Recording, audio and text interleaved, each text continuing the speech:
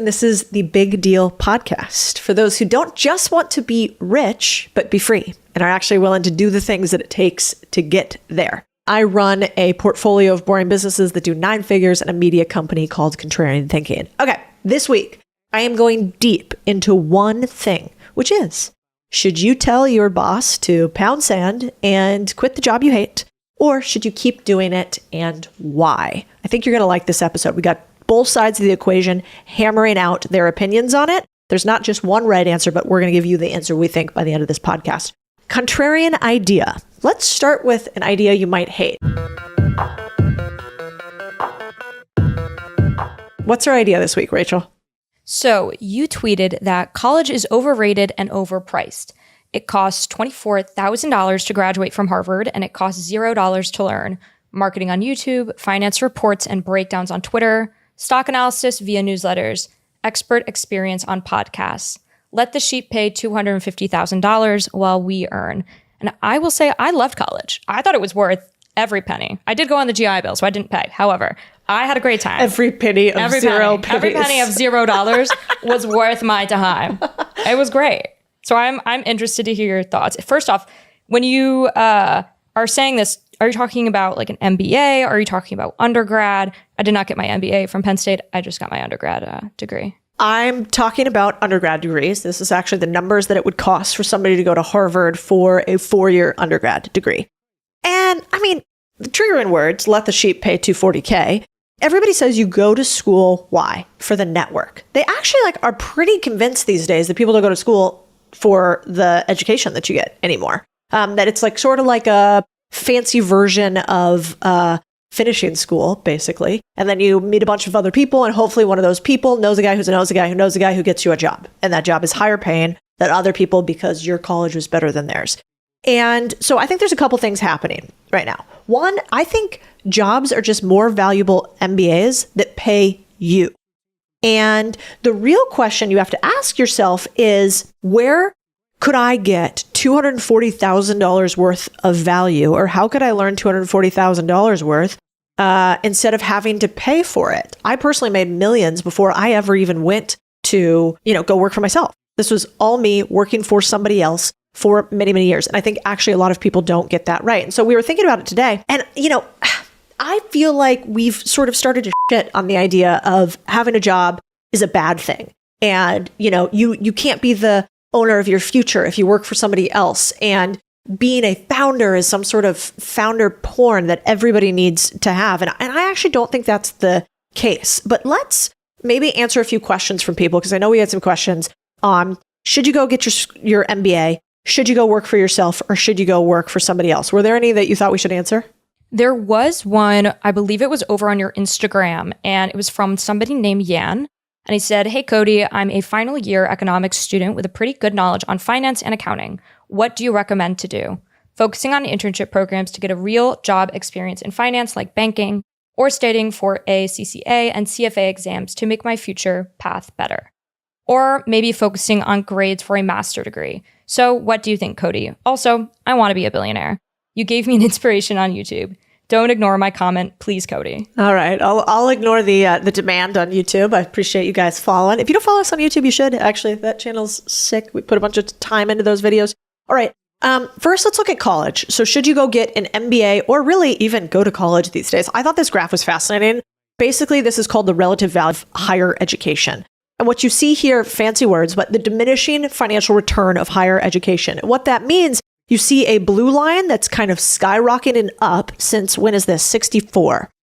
And a red line that's staying sort of static. The blue line has the costs for higher education going up to $95,000 or above, or if you're at Harvard, multiple hundreds of thousands of dollars. And then the red line is the amount that people earn after getting their bachelor's degree from a higher education institute. And that red line has stayed from, let's call it 35,000 to about 45,000. So we've had astronomical growth in the cost of higher education and flatlining growth in the return of higher education. So if you take all of the emotional aspects out of it and the fact that it's super fun to party with your friends and do keg stands on the weekends, what you realize is that the numbers don't lie. The numbers tell you that over time, college has become less valuable if what you care about is making more money after school, which is what they say college will help you do. And so if you want to go to college just to have fun, that's awesome. But realize that college doesn't seem to actually increase your earnings potential over time. In fact, if you look at the numbers, you see a bunch of trade school graduates earning more than graduates from undergrad colleges in general. And I can say this firsthand. We have plumbing companies and landscaping companies and boring blue collar service businesses where the guys make way more than the average marketing degree. And so I think we were lied to as a generation. I think this generation feels it. We were told, hey, just get good grades, get into a good college. Don't worry about student loans. You'll make it up over time. Then go get a good job and you're going to be okay. And it was a fucking lie. And the truth of the matter is that we should have looked at the numbers. And the numbers say that we are making other people rich, namely institutions and their investors. And we are by no means better off as a generation from having the highest level of student debt of all time and the highest level of education of all time. And increasingly, higher education does not now always lead to higher income. So let me tell you what I really think about it. That's what I really think about it. I do think we could have a whole segment on here if you guys want to give us some comments in the reviews. I read every single one of them and tell us if you want to see, should I get an MBA versus should I not? Should I go to college versus should I not? We could have two people fight with their ideas on that. Okay, now let's get to the next part. So basically, rule number one, I don't think you should go to MBA unless you got a GI Bill like Rachel, or unless you were like me, where my company paid for it. Shout out State Street at the time. I wouldn't go do it. I did not have to pay for my really fancy degree, and that's the only reason I did it. Now, do you quit your job? So let's say you say, okay, I'm in undergrad. Do I say, fuck the part-time job and I'm going to quit it and I'm going to go and do something else? Well, there's actually a really fascinating study here that we found the other day that basically tracks like 5,000 individuals who either stayed or left their job while doing a startup and said, which ones succeed more? The people who stay at the company while they build their next thing, or the people who leave the company and go build their next thing 100% of the time? Now, my gut originally might say, and many people say on Twitter, go all in, one thing, zero or nothing. Sleep on the couch if you have to. And I've never agreed with that. I have always started my own thing while I've been at a corporate job, not a startup. Startups are hard. We can get to that later. But the numbers tell us that you are more likely to succeed by 33% if you stay at your job and build your side thing than if you just go and build your side thing. Because that income is lifeblood, and the thing that'll kill you more than anything else is running out of cash. I guess my last point, because he said that he wants to be a billionaire, right, was like, there's what is it, like a 0.00006% chance of building $1 billion company. It's really small. And in tandem with that, if you look at historicals, it will take you anywhere from 40 to 50 months if you're part of that 0.00006%, which means that if you have another founder that's averaging over multiple years about a couple $100,000 a year until you build this huge company and you get an exit of a couple $100 million because you're going to have to raise money on the side. Now, what's more likely than that is you actually have more like a 67% chance of absolutely losing everything, every single dollar, it not working whatsoever. That's just what the math says. And so if the only reason why you want to build $1 billion company is for cash, or you want to go do a startup is for cash, I think you're nuts, because most people fail. And that is not the easiest way to win, despite what you see all over the internet. In fact, my dad has this line that I thought was so good, which is, you're not really in the game if you haven't sat with your head in your hands in the dark, in your living room, unsure about what to do next. That's the game of entrepreneurship. It is a game of uncertainty, missed payroll, people suing you, people hating your product, employees leaving you, you having fraud committed against you, people stealing from you. It's a miserable sport that some masochists like myself just can't stop doing it. And so you have to make sure you actually want to be in the game. There's huge benefits, a massive upside, but only after it has taken its piece of skin, and its piece of skin is really, really big. So make sure you actually want to do the thing. Because I think we were going to talk, Rachel, about sort of one of my pet peeves for people who talk some talk they shouldn't, right? Somebody did send you a message and it was kind of interesting. So they said, We're love to invite you to our exclusive workshop for founders on how to scale their startups to $1 billion plus with remote talent and VAs from emerging countries. So there was a lot of interesting things that I know happened after this. Can you break that down and explain it for us? Yeah. So I won't shout out the company too much because, doxing. But basically, this company is saying, hey, here's how to grow $1 billion using virtual assistants. No surprise. What do you think they do? Obviously, they sell virtual assistant services. Tiny little hiccup. I checked just for shits and giggles because I thought, has somebody actually built $1 billion company using remote work? It's like one of the key figures. I looked at the company. Of course, nobody's there has actually done that. Then they highlight this other startup that is not nothing. It's worth $50 million, but $50 million is categorically not $1 billion. And what I realize is how many people talk about the thing that they haven't actually done. And it's a perfect example of why I think people say, I want to be a billionaire. When you understand mathematically the incredibly low likelihood that any of us, myself included, have of being a billionaire, you can actually understand the game that you're playing. And it's sort of, in my opinion, like setting yourself up for failure in the beginning when you say that the only thing that I want to do is build $1 billion company. You need to ask yourself, why? Is that reasonable? And what is it actually going to take to do it? Most people fuck up their lives and don't achieve what they want because they write big goals and they don't say what they're willing to sacrifice to get those goals. The difference between somebody who hits goals and somebody who doesn't hit goals is that they sacrifice to hit them, whereas most people manifest and mirror talk and project into the universe the nonsense that they want out of life. And the universe only really cares about what you're willing to give it in return with what it will give you back. So sacrifice is actually the entire name of the game. And I think, we were talking about this idea about should you work miserable jobs or not? And I believe actually that if you want to make more money, you have to expect many years of doing the things you hate before you get to the years of doing the things that you love. I read this article that was 9 out of 10 people are willing to take less money for more meaning and work. And originally I was like, that's good. That's great.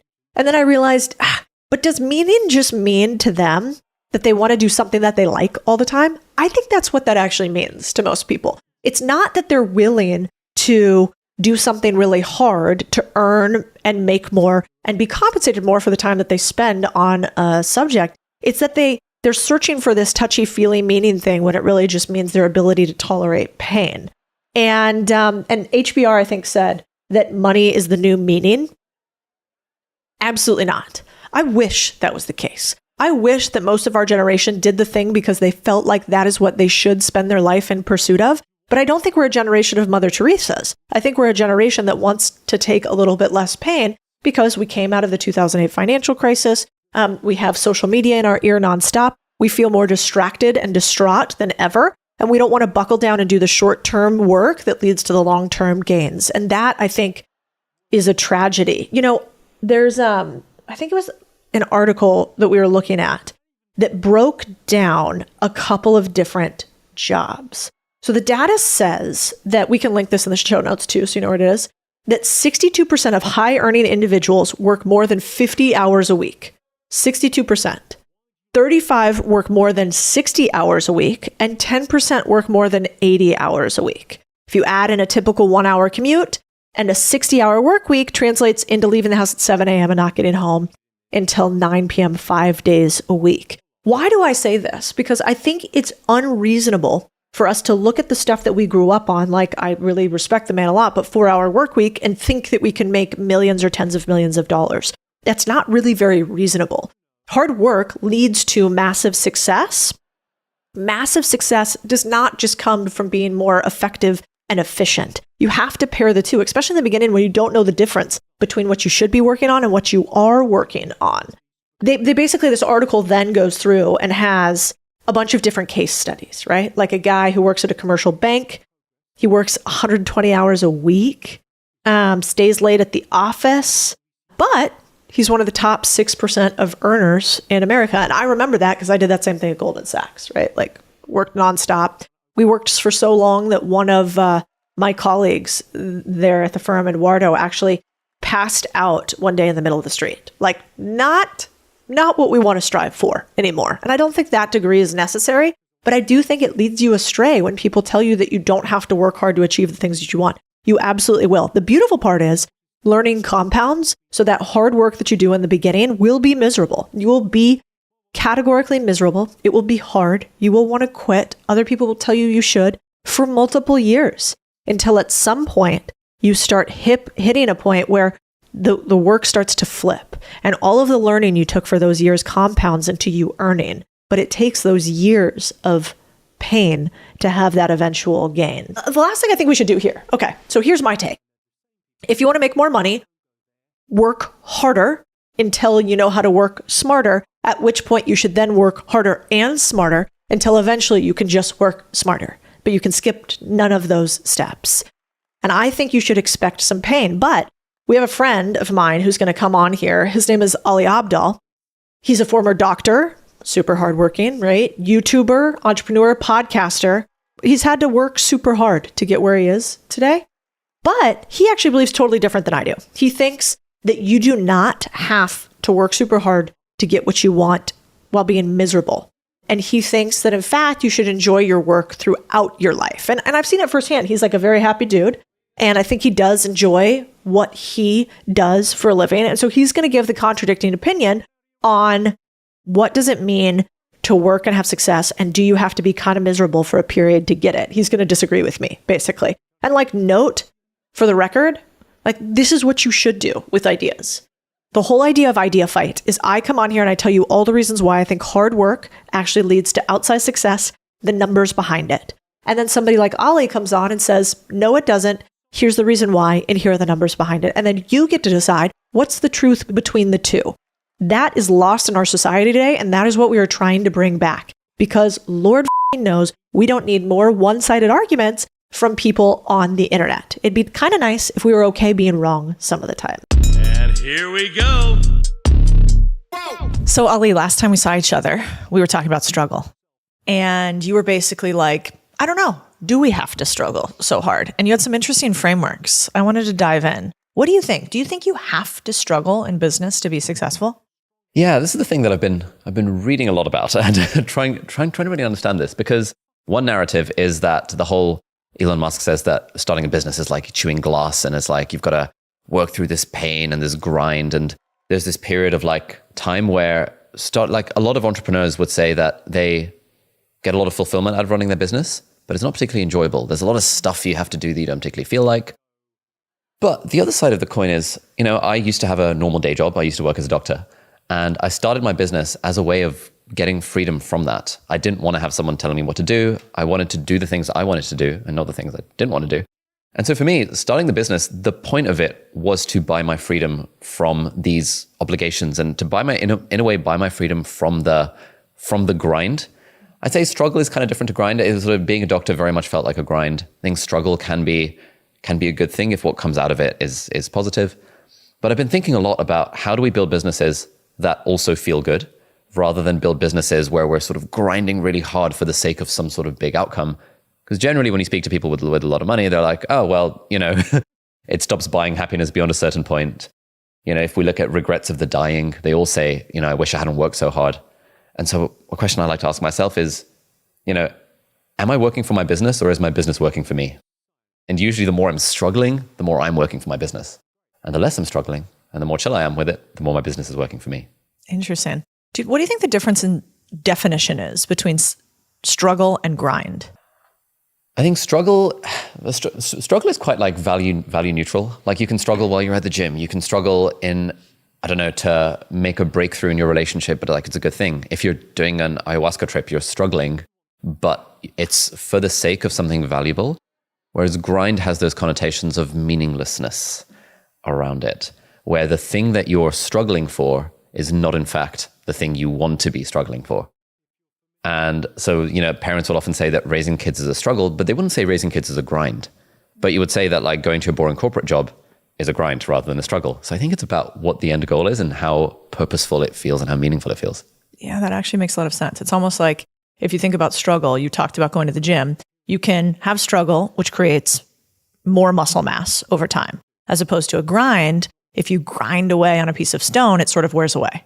So it could also be physically the difference between the two, something that could build as opposed to something that could wear down. That's nice. Interesting. That's a good way of thinking about it. I like that a lot. Okay, so You have felt really poignantly, I think, grind, which is med school in a lot of ways. You've also maybe felt grind that could be the content creation wheel that people don't talk about. How do you determine when you're in that phase and how do you get out of it? Because I think sometimes we get complacent and we stay in the grind. Yeah. So for me, there's a very clear alarm bell. And that's when I look at my calendar and I get that feeling of, ugh.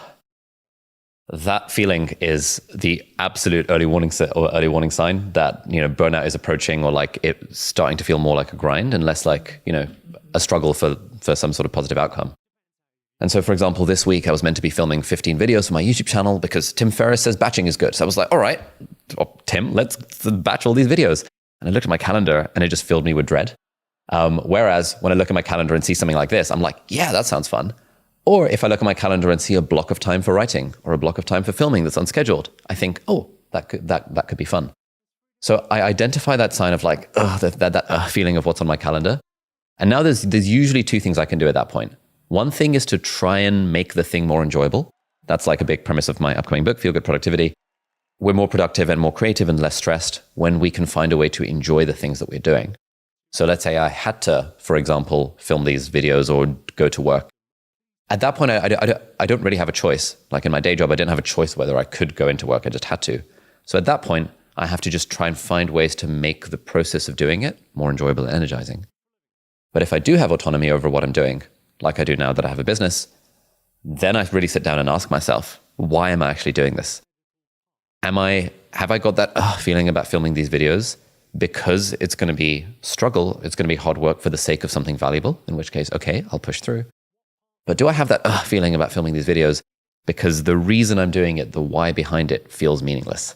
And that is where I have to do a lot of journaling to be like, wait a minute, why am I doing this? What's the point? What's the goal? Is this aligned with my values? And all those sorts of questions, which really help. Yeah, it's really important because I think forever, our first conversation, I was like, the thing is, you have to grind. Everybody struggles. I'm an investment banker. I did it for years. Like, get over yourself, basically. And I do think it's a very American way of thinking, and one that I subscribed to for a long time. And I do think there's a component of it that young people benefit from. It's almost like a softening of your edges. If we go back to wearing down, it's like, you have a lot of edges when you're young and you kind of haven't been fully formed. You need to like create the David, Michelangelo creating the David out of the stone. And so you need to be sort of ground down. But at some point, when you know who you are, I think then you get stuck in mimetic desire, other people's wants and needs. How do you recalibrate when you have those moments where your calendar looks awful or you hate what you're doing? A lot of times it means you have to make a big change. Like, what do you do? Yeah. So for me personally, I'm a business owner. And so like a big part of it is recognizing that I can in fact do whatever I want. And there's a great quote I came across the other day, which is that your life begins when you realize you can do whatever you want. And so, for example, when I see stuff on my calendar, I'll occasionally speak to a friend about this and I'll be like, yeah, the calendar's looking pretty busy. I feel pretty stressed. And they'd be a bit surprised because most of my friends are not business owners. They'd be like, wait a minute. I thought as a business owner, you can do whatever you want. And I'm like, damn, that's a good point. And it's almost like I have to remind myself or be reminded that actually the calendar is within my control. And recently I had like a family health emergency where I had to leave the country for a while. And in that context, I just canceled everything on the calendar. And everyone was cool with it, obviously. And so I was in this new country, dealing with this emergency with nothing on the calendar. And I realized, wow, if a health emergency comes up or something serious, of course I can drop everything and just do it. Similarly, my mum was involved with this emergency and she's still working as a doctor. Even she was able to drop everything because, even in the workplace, if you have an emergency come up, you can just drop everything. And that kind of made me realize, wait a minute, I've been thinking of my business as something I have to do. And if something is in the calendar, it has to be done. But actually, shit happens in life. Your dog might get ill, a family member might get ill, you might have to do something, in which case business is way less important. So that's been a really good sense of perspective for me to realize that actually everything on the calendar is negotiable. And fundamentally, anyone can broadly do what they want, even if they're not a business owner. You just have to deal with the trade-offs that come with it. Yeah. You have a couple ideas that I love and I want to play around with. So, I was talking with a bunch of people the other day. I did this little psilocybin journey. We talked about it beforehand. And one of the guys who administers it basically was talking about leisure in historical context and today. And he was like, if you made it back in the day, what did you do? You became like a woman of leisure or like a man of leisure. And you basically sat around all day, did whatever you want. You did no work. And that was like a sign of status. Fast forward to today, let's call it 100 years later. The sign of status is actually, I'm so busy. I don't have time. I have so many responsibilities.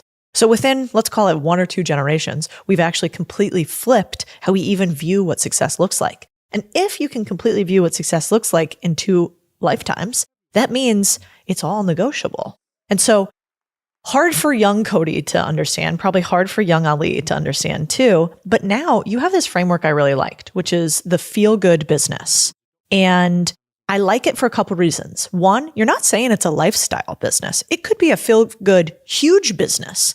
And it could also be a feel-good, tiny business or job. Can you kind of explain what that is versus traditional types of businesses? Yeah. So usually in a traditional type, I guess there's sort of 3 types of businesses. There's traditional businesses, there's, let's say, a high growth startup, and then there's, shall we call it a feel good business?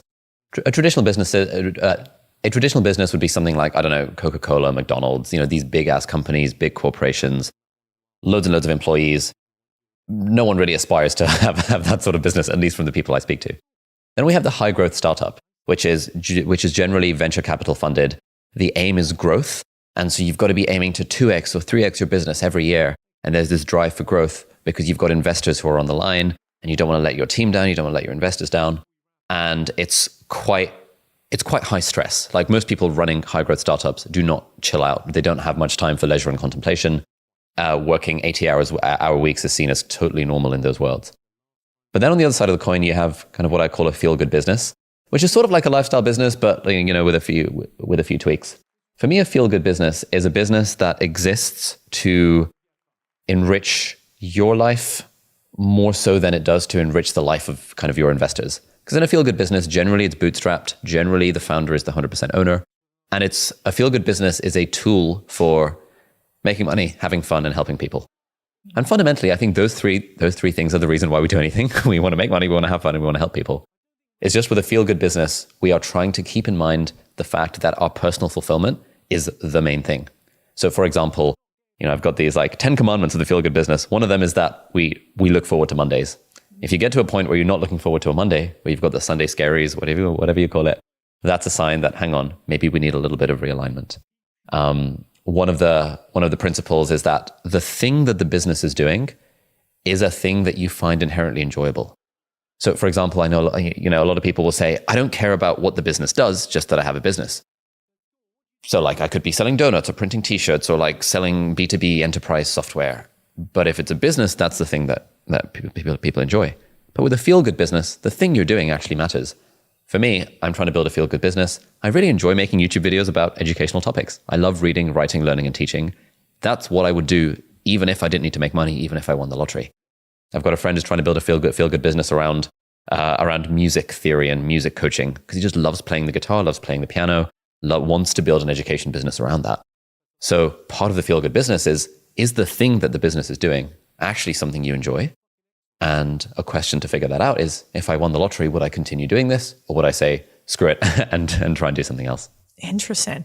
Yeah. I was talking to somebody the other day and they were saying that you can either find the joy in what you're doing, to your point, or you can find your joy. And so you kind of have like 2 options. Both can have a positive outcome with you having a joyful life, but you have to kind of be really thoughtful about which way you're going. And so I think the feel-good business is interesting because these days, most of us think about what will work, not what we want to work. Yeah. And so, especially when you're starting out, you're just like, I want a business and I want to be a CEO and I want to be a founder and I want that title. And you're not actually thinking, flash forward 5 or 10 years. Do I like the person that I see that is in my current state that I hope to be in? So that's really interesting. Another question I wanted to ask you is, when you work, do you feel like you have to have purpose beyond joy in it? Like, is joy enough of a purpose in your work? It is for the short term, but not for the long term. So I get a lot of joy out of playing video games, for example, but it doesn't feel that like meaningful or purposeful or fulfilling, even though it's joyful. I get a lot of joy out of, I don't know, just playing squash with like some friends or something like that. And again, it doesn't feel very purposeful because I think purpose comes from working towards a goal that is sort of bigger than ourselves. The most purposeful thing I ever did in my life was I directed the pantomime that we put on in my hospital many years ago. This was like getting all the medical students together, this big ensemble production of 100 people, and we're doing this parody of Cinderella with like medical stuff and changing song lyrics to make them medical and things like that. And that was so fulfilling. And it was weird because it was taking up so much time while we were all in medical school and super busy. But it was a group of us. We were working together for this bigger cause because it was like a production we were doing together. It was for charity. And I remember being so energized by that, even though it was hard work. And I have never done anything that's been more fulfilling than that. And I think this is why people enjoy like these sorts of acting productions and musicals and things, because you're bringing people together and you're working towards a bigger goal. So when I feel joy in my work, it's when I'm with my team and it feels as if what we're doing is focused on service rather than focused on like the selfish components. I think early on in my business journey, after I read like the 4-Hour Workweek, I decided that the goal for me was financial independence. Now, as you know, once you hit financial independence, you're like, okay, well, what do I do now? You know, Tim Ferriss calls this like the black void, the dark void of purpose when money is the target for so long. Once you hit the target, you're like, it's too easy for money to continue to be the target. But whenever I feel the most fulfilled and purposeful in my work, it's when I orient my thinking towards service. So before filming a video, there's 3 things I like to think about.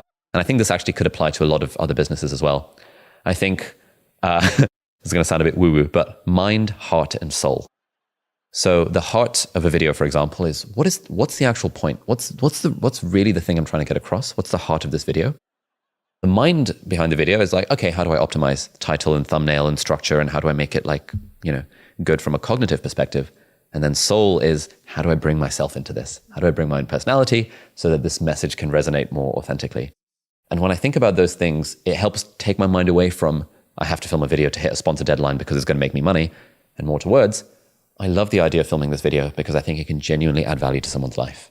Oh, that's lovely. Well, maybe that explains why so many of your videos, even though they're hyper tactical in a world where people want to be educated, they want graphics flowing at them, they want explosions, you still have incredible views with videos that are very straightforward. They're simple. You're not running around giving people money or cars. You're actually just talking to them about the small things in life that can turn into the big things. But you do feel that when you watch that video. You feel sort of the Ali come across, I think. I'm glad. Yeah. Like one big thing I think about as well is, with the whole Mr. Beastification of YouTube, people explosions and stuff happening on screen.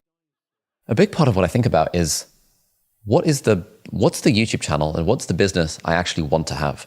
Do I want a YouTube channel where in order to make a video, I have to go on the street and interview people? Not really. Do I want a YouTube channel where every time I make a video, it has to be this enormous Netflix production value thing with like a script and I'm just reading from a teleprompter? Not really. The YouTube channel I want to have is a YouTube channel where I can learn something, I can maybe read a book, and I can sit down and hit record with a few notes written down and I can speak from the heart. That's the YouTube channel I want. And so the temptation is always there to be like, oh, but this video could get more views if I made more explosions happen or if I really scripted it out. But I've tried those. It's not felt good. It's not hit that whole thing of the feel-good business, feel-good productivity. And one thing that Tim Ferriss said in a recent interview, which I really loved, because he's been doing this for 15 years, he said that when it comes to this sort of creator world, if you ever get a sense that what you're doing is draining your energy, that will negatively compound over the long term and will make you absolutely miserable. And I so vibed with that because that's like the whole message behind my book as well. Try and find ways to make whatever you're doing energizing and enjoyable. And for me, it's not that energizing to add explosions on screen. It's not that energizing to be a teleprompter reader, but it's so energizing to learn something, write down a few bullet points and speak from the heart. And if that's the constraint that I create for my business and my YouTube channel, I can then optimize profit around that constraint. Whereas if what I was chasing was views, I might be like, I don't know, I just bought a private island and today we're going to blah, blah, blah, blah, blah, or whatever, people try and do on YouTube for views. But the goal is not views, because views by themselves are meaningless and don't pay the bills. The goal is also not revenue or profit. The goal is maximizing profit within the constraints of the life that I want. And I was speaking to James Clear about this, the famous author of Atomic Habits. And he is somewhat like, I love speaking to people who are very, very successful and also seem very happy and sort of balanced family life and everything. And, he's got kids and he doesn't do that much stuff. His book is selling stupidly large amounts of copies. And I asked him, what has he seen? Like, who are the successful authors who are the happiest? And he said, the secret is basically draw a box around the life, around the day-to-day life that you want. And within that box, sure, maximize profit. But if anything falls outside of that box, you have to say no to the thing. So he only does like one speaking gig a month, even though he could do loads and make loads of money. He doesn't make an online course, even though he probably could. He doesn't have an app, even though he could. Because for him, the box around his life is, I want to be able to wake up when I want. I want to be able to take my kids to school. I want to have a few hours of writing. I want to pick them up from school and hang out with the family in the evening. And I love that he's defined his constraints and he's maximizing profit within those constraints. Yeah, it's interesting. The other day, I like an exercise of writing out my perfect day. And what I realized is very small. It's tiny things. It's, a walk with a dog, like a really good cup of coffee in the morning, at least one interesting conversation, because I think a lot of times creators, you can be really individualistic just in your little hole creating, but really not more than one conversation. And so I think that's a really good exercise, sort of writing out, what does your box even look like? In investing, we have something called the deal box, which tells you what kind of businesses you want to buy. And I think it's probably the same thing for what kind of businesses you want to build. If you don't know what you're looking for, then you'll just take whatever comes your way. And so it's really smart. Okay, I have like 2 more questions for you. This sounds a little woo-woo maybe to people. Follow your energy, follow your flow, but you're also a doctor and you have a very scientific and straightforward mind. And you have a book full of not just, your feelings on this, but also some data behind it. Like, what does the world say about this? Is it true that if you follow where your energy goes, you can actually be more productive? What have you found in your studies? Yeah, so this was a huge part of the research component of the book, trying to figure out, like, intuitively, I had this feeling that, when I feel good about my work, I'm kind of more productive at it. But that kind of goes against the whole like discipline narrative. You got to do shit that you don't want to do even when you don't feel like it. There's that quote from Muhammad Ali where he says, I suffered every day for 10 years, but it was worth it to live life as a champion, or something like that. And I always thought of that quote and I was like, I don't want to suffer for 10 years to live life as a champion. Maybe some people do, but I feel like, in the modern world, a lot of us realize that suffering for 10 years for the sake of some outcome on the other end, you'll sort of kind of regret the 10 years of suffering. And so I went on a huge rabbit hole of research around this. And there's this researcher called Barbara Fredrickson, who in like 2001 came up with this theory called the broaden and build theory. And basically the idea is that positive emotions, feeling good, ultimately drive productivity and creativity, and they reduce your stress. And the theory behind this is like, if we think back to caveman times, when like imagine positive feelings and negative feelings. When you have negative emotions, that's like, oh shit, a tiger is about to eat me. I'm about to get ostracized from my group. Everything closes down. You become very, very focused on that threat. And you can't really think outside the box. You're just focused on like, how the do I get away from this tiger? That's what negative emotions do to us. They like spike our adrenaline and cortisol levels. They increase our heart rate. They increase our breathing rate. They have this, it's like when people get angry in a conversation with their partner, you feel that, you start seeing red and you feel that agitation.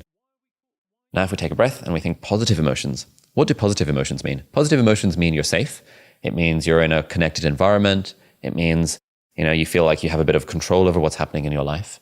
And it means that you're not getting mauled by a tiger or about to get, ostracized from your group. Now, when you experience positive emotions, the mind broadens and you start being open to more possibilities. Your peripheral vision starts to become more focused. You start to then explore new areas to be like, okay, I'm feeling chill right now. Let me go explore that cave over there. I'm feeling chill right now. Let me see if I can find some seeds in that new forest over there. And so you broaden your kind of the actions that you do. And the second part is build. You build cognitive resources, you build relationships with people, you build skills and you learn things when you're feeling good. And we find that, if they've done so many studies where you bring people into a lab, you split them into 2 groups, and you ask them to do the same like task of creativity. And so some sort of creative task. And one group, you just give a little chocolate bar before the task. And the other group, you give nothing. Or one group, you show them like a sort of 10-second movie that evokes positive emotions. And the other group, you show them nothing, or you show them like a sad scene. You find that the people who have been primed to feel good are more creative and more productive And if on the studies they've done where they measure their stress levels and, heart rate and stuff, you find that they're a lot less stressed as well. So feeling good, following our energy, positive emotions, all of this stuff sounds a bit woo, but there's so much evidence showing that if we can feel good about our work, it makes us more productive, it makes us more creative, and it makes us less stressed. And it also gives us more energy, which we can then apply to the other important things in our life. For writers and creatives, we often talk about priming, right? I know before I write, I like to go read some of the greats. Like I'll read Charles Bukowski and I'll read just a few of his lines because not only is there a positive feeling, but maybe some of that greatness rubs off on me. And it feels the same with productivity, perhaps. On our team calls, one of my big pet peeves as a leader is if people start a meeting or end a meeting, low energy. I think if you are in charge of the vibe setting of a meeting, you want to bring them in and you want to come in and be like, what are we doing today? I'm so excited you guys are here. You're spending your life with us on our mission. What a treasure. Thank you. And then at the end, this is where I think a lot of leaders really mess up, is at the end, they just go, okay, well, anything. Okay, see you guys later. As opposed to having something put aside specifically for the end. That's a little bit of like a call to arms. Because people don't really remember the beginning, but they will remember the end. And if you want to be the one to prime your team to do more, then you want that to move forward. I've noticed a couple things being friends with you, that you integrate this into your life consistently. For instance, the mic check. Tell people what you do on a mic check. Does the internet know about this? Yeah, so when I'm doing a mic check, I will either sing or I'll recite lyrics from a song. So earlier today, we were doing a mic check. I was like, somewhere over the rainbow, way up high, there's a land that I heard of once in a lullaby.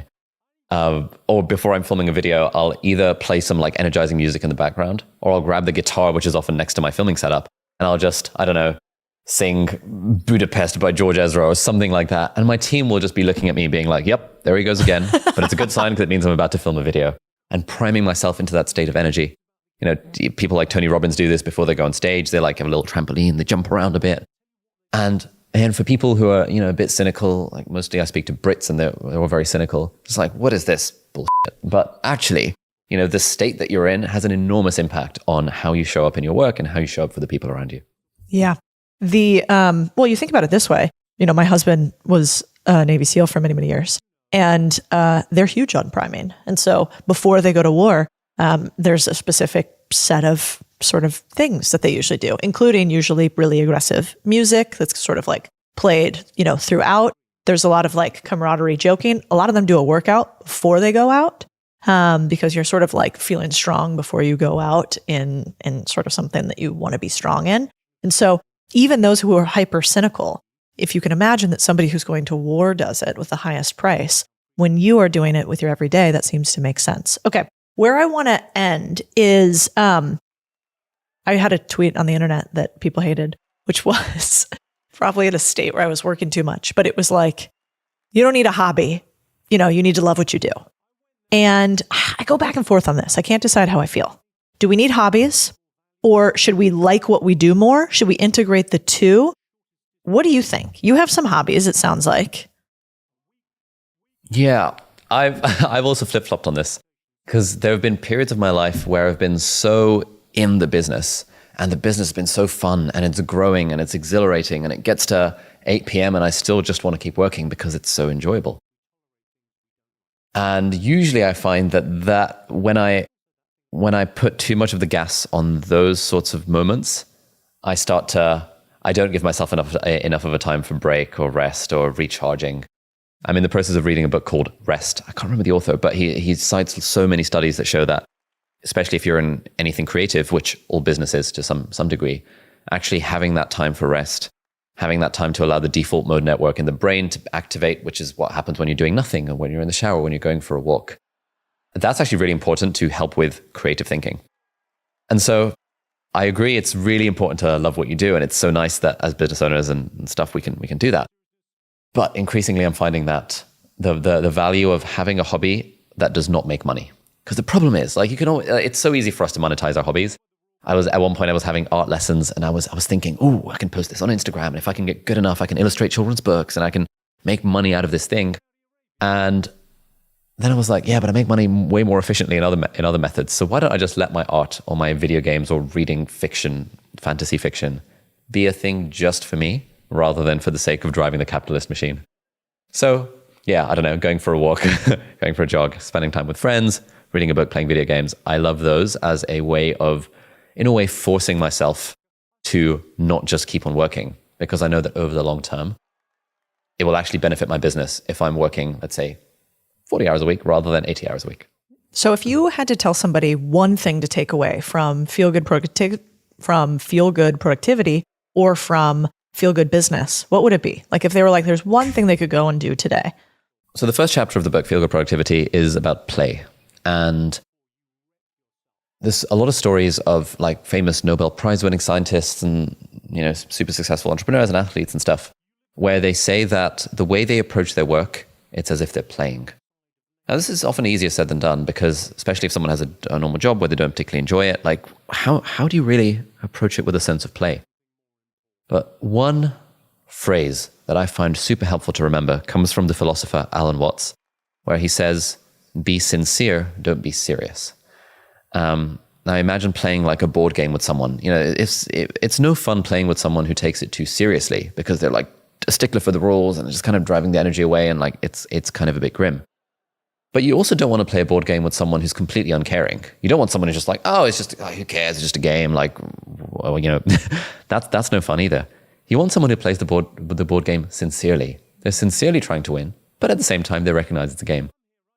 And I find that for me, whenever I feel stressed with my work, when I feel anxious, when I feel overwhelmed or anything like that, it's usually because I'm taking something too seriously. I'm thinking of my work as being terribly important. And I think there's a quote from Bertrand Russell, the philosopher, that says that, the biggest kind of, one of the biggest foibles of human nature is that we think our work is terribly important, where it's really not. Most of us are not saving lives on the daily. And so what I would encourage people is to try and think, how can I dial down the seriousness of my work to allow myself to experience that sense of play? And there's a quote I love from the medical drama Grey's Anatomy. The neurosurgeon, Derek Shepherd, played by Patrick Dempsey, he has a ritual at the start of every operation where he greets the team, everyone introduces themselves, and then he puts some music on and he says, "It's a beautiful day to save lives. Let's have some fun." And I just love that. Obviously, it's a TV show and obviously it's dramatized and stuff. But, having worked in operating theaters and stuff, like surgeons genuinely have music in the background. They genuinely joke around. So even when it's life and death, you still get a lot of value from approaching it with a bit more lightness, a bit more sincerity, and kind of treating it like play. I love that. The other day, I was reading some old texts from the Tao, and one of them that I've been ruminating on a lot lately is, your biggest mistake is you think you have time. And I know it's one of those that you're like, oh, it gets you in the gut. But I think everything you're talking about relates specifically back to that. If we know one thing for certain, which is that death is inevitable and that we have less time than probably we value, perhaps it shouldn't all have to be such a struggle. Thanks for being here. Thank you so much. Let's see. Is we have a comments section we wanted to go over, Rachel? We do have a comment section. So somebody commented on one of your posts, and I thought this is probably one of the funniest comments, and I don't know why. So everybody has to let me know if they think this is a good one. You are not your job. Stop job shaming, lady. And I don't know why, like I said, don't know why this is funny, but the stop job shaming, I don't think I've heard of the term job shaming before. This is a new one, but it was from I believe a user called Madonna Nain Newman 7244. So yeah, what are your thoughts on that first? And also, now I need to know, what does an actual day for you look like? Like how many hours are you actually working? All right. So first, let's tackle job shaming. I don't even know what that is. I feel like this is like a new name, like quiet quitting. I'm shaming them for working or for liking their job or for not liking their job. I mean, I don't Maybe fucking for know. like embodying, like being too into working. Oh, right. That's a tragedy. But like, yeah, I think she's not the one working, like you are. Yeah. So why do you care if somebody else is working? This is welcome to the internet, I think, so listen, there does seem to be this trend on the internet, just about everywhere, where I don't know whether it's insidious, it's calculated, but there is a manipulation of views from the general populace that to like what you do and to like it so much that you are into talking about it all the time, doing it all the time, has become hustle culture, and somehow hustle culture is bad. Now, I think this would be true if you don't have this big, giant opt-out button called the lowest unemployment rate of all time in the US. There has never been more opportunity in our lifetimes to pick whatever fucking level of the game you want. You want level 1 Mario Kart, bouncing around, winning everything? Go do it.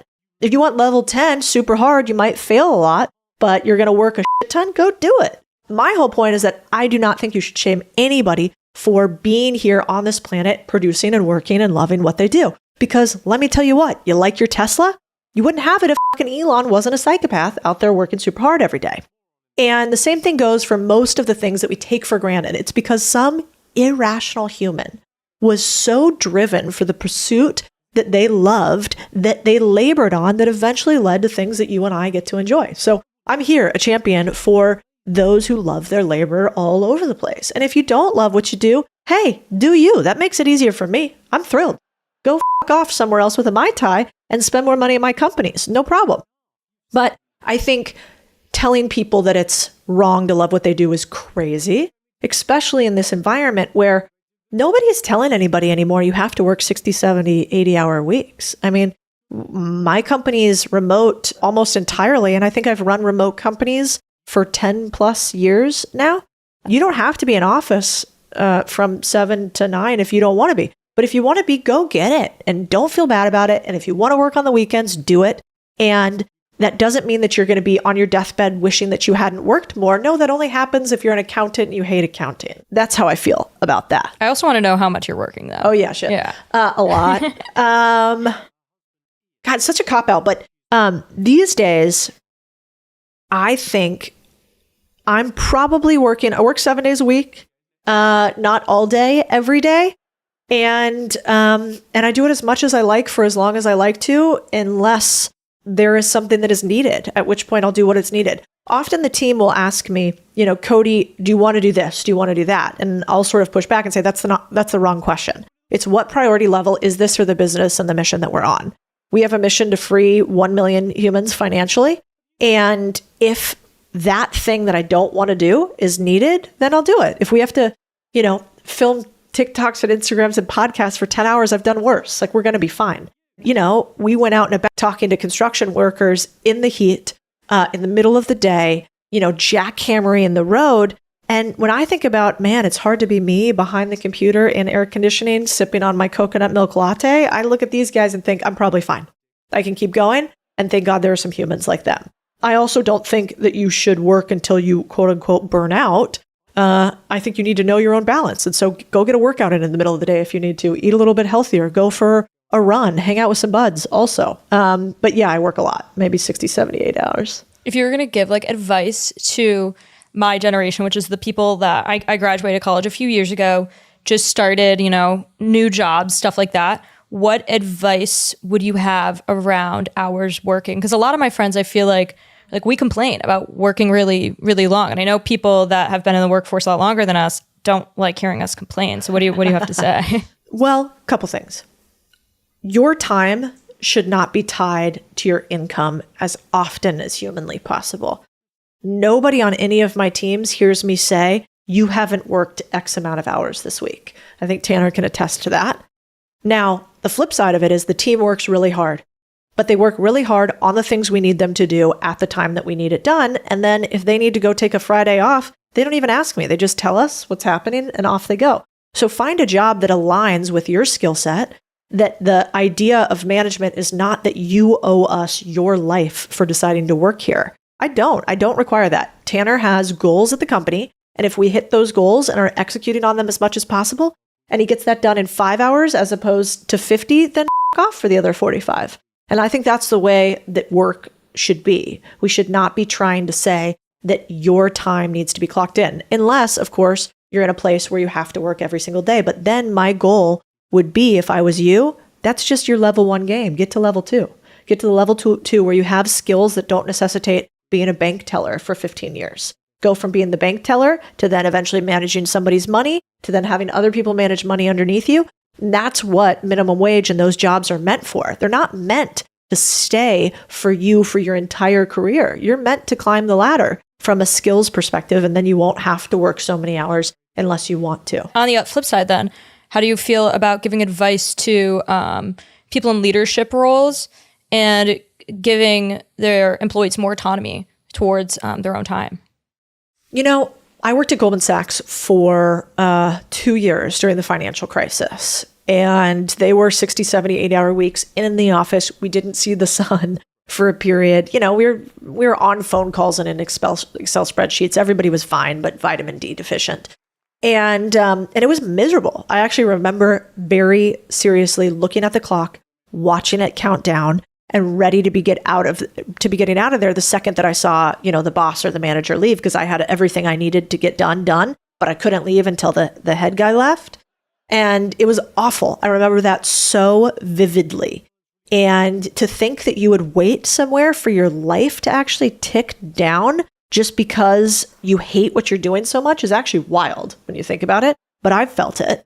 So I think what managers need to realize and leaders need to realize is there's a reason that Goldman Sachs, the average tenure is 2.5 years. It's because nobody wants to take that bullshit forever. And so I do not think you have to run companies where you are on top of people every single minute. All you have to do is align incentives with outcomes. And that's why, Peter Drucker said, what gets measured gets managed. If instead they gave us goals and they said, execute your goals at your will, we probably would stay at the company longer and we would get more accomplished. And given the cost of turnover for an employee is something like 1 year's salary to 1/3 of a year's salary, depending on level, you should want to try to keep your employees more. And guess what? People work for you longer when they're happier, when they have more fun. And so how can you make sure that you get the right people in the right seats and stop making them trade their time for money? Because that only leads to misery.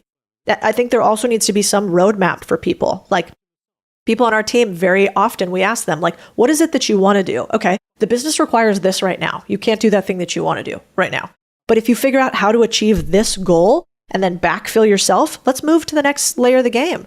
I mean, I think like one of the people on our team, Christian, he's had like 3-4 different roles at the company in the last 2 years because he excelled at it, moved himself out of the job, filled the role, went to the next level. And that's the type of company you should be looking for. And as a leader, that's what you should try to do with your people. You want to keep your good ones. Totally. You kind of explained too, like some people that did hustle early on. I think it's like, we should highlight that in this episode. Like, I know in the show notes you wrote out some of the founders here and some things they went through. Yeah, let's have a little story time. So, all right, I was looking up, Cody, are you crazy? And can you actually achieve massive success without a lot of work? And I'm like, I don't know. Let's look at a couple billionaires. So I literally pulled the billionaire stories of the first 5 people I found. I did not cherry pick any of these. That's why they're kind of random. The first billionaire CEO story I found, David Freeberg, famous from All In Pod, says that he worked nearly 24/7 for 3 years straight without earning any revenue in his company. He eventually got to $1 billion company. The founder of Forever 21 worked at a gas station, a coffee shop, and a cleaning company all at the same time to get started and get enough money for Forever 21. Larry Ellison of Oracle worked multiple odd jobs at the same time for 8 years in order to start Oracle and become a billionaire. This one I thought was fascinating. Ray-Ban founder worked in a factory for years where he lost his finger before finally getting up enough cash to start his own mold company and create Ray-Ban. The truth is, I can almost always tell who is going to win or who is not going to win in companies that I work with, in companies I invest with, and for the people who work for me. I can almost always tell. There's this little magical something about them. And the first sign of it is that willingness to do more than the other people around them. It's just the easy button. You can't make yourself have a higher IQ, I don't think. You can't make yourself have more money magically. You can't make yourself have better opportunities. Some of that is just out of your control. But what you can certainly do is you can work harder than the next person and you can take more pain than the next person. And if you do that longer than the other person does, your likelihood of success is just infinitely higher. And maybe this is just because I'm not smart enough to think about a better way to be more successful. But let me tell you what, go ask anybody who's worth millions or has achieved the life that you want to achieve and ask them if they did it without working really hard. And I think pretty quick you'll get your answer. All right. I think that's a wrap. I got a deal for you. And the deal is we got something else for you this week. we've got something free for you. So if you take a screenshot of you reviewing this podcast and subscribing, DM me on Instagram at Codie Sanchez. We're going to send you something worth more than $199, and we're going to give it to you for $3.99, my favorite price. And then give us your feedback on if you like it. I'm going to hand out sort of like different goodies every single week for you guys doing me the solid of reviewing the podcast, sharing the podcast, because we want to grow this thing, because I want more humans that are owners in this world. All right, that's the deal. That I have it, you know that I got it, no need to look all in a bag. Stunting like this cause I work so hard, I'm the best, I only speak facts. If I say that I have it, you know that I got it, no need to look all in a bag. Book. Great book. All right. Yeah. So Surrender Experiment. Yeah, the other one I would say is Dune. I come back to Dune a lot. Yeah, you do. So we should reread that book. It's fucking huge. You It reread is. that thing? I don't reread it in its entirety. So what do you do? I almost kind of treat it like a cookbook or like the You Bible, just- where you you can just, just like go between chapters, and I just pick Randomly? stuff out. You just kind of I have notes, and like I have a lot of pages like dog-eared and some things highlighted or some notes in the margins. I think it's an incredibly important book for a person who feels that they don't have the power to change, to have impact because of their station in life. You know, he was the proposed prince of his father's dynasty, and then he became the walking messiah of a, you know, almost forgotten people. Yeah. And, you know, you've seen the movie or read the books, you know that it was done with like immense strife and sacrifice, and just a testament to, I think, a human will. Do you think you like it because you fought wars in the desert, and it is wars fought in the desert? Maybe. I think it speaks a lot to my generation, especially the, you know, the global war on terror vets. I think it speaks to the impact a person can have in their own life. And I think it speaks to the fact of belief in a system, not a system.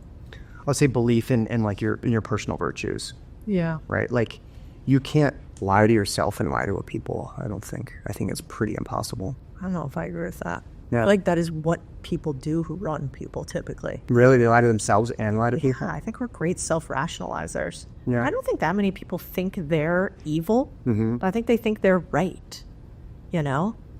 And they like can talk themselves into being the good guy even when they're the bad guy, you know? Yeah.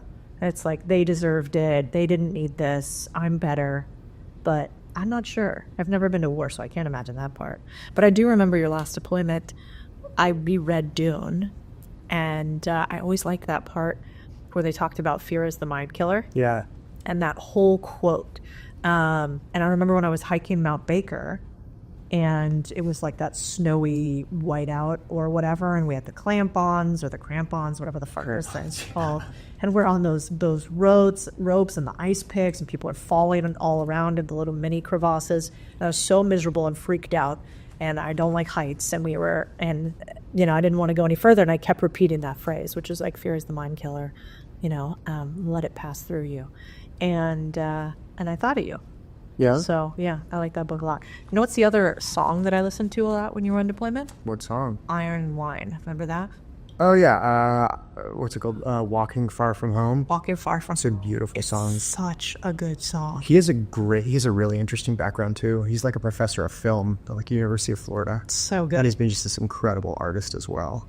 Yeah. Why? Why that song? Because I would thought about you. You're like walking far from home. And he kind of talks about, you know, iron and wine. And I remember, you know, I think of iron when I think of like steel, and iron back then, you know, as he was talking about, it would have been like a sword, but you got a different type of sword that was a gun, you know, and think about like late nights and like a foreign country with like a bottle of wine. Just, yeah.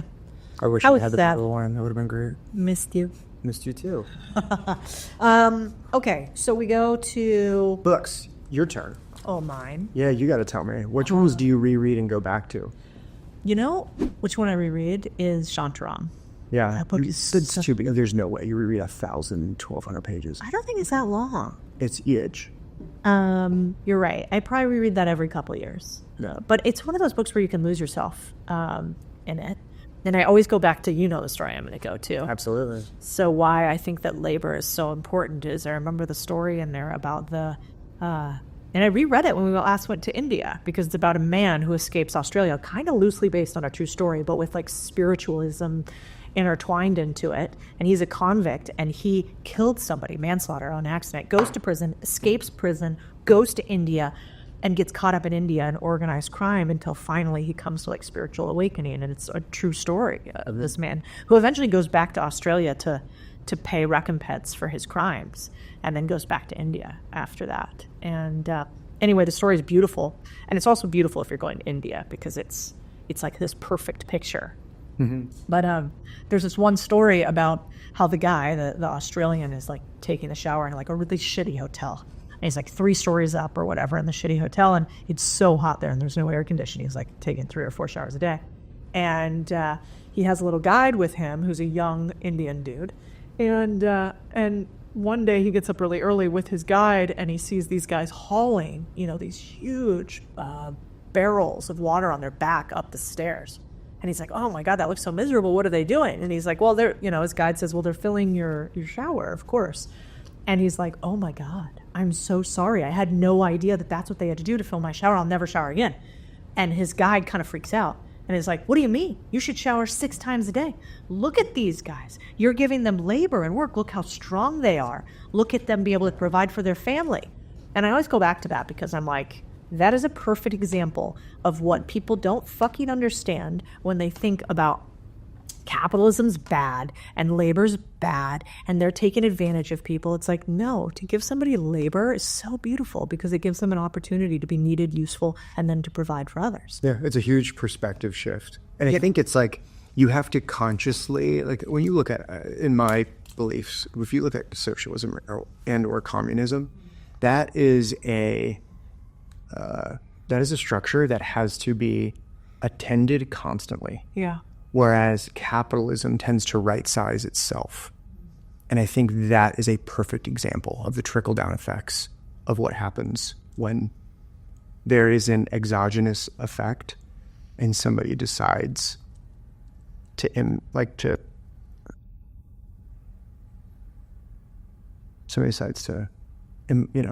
mess with the system.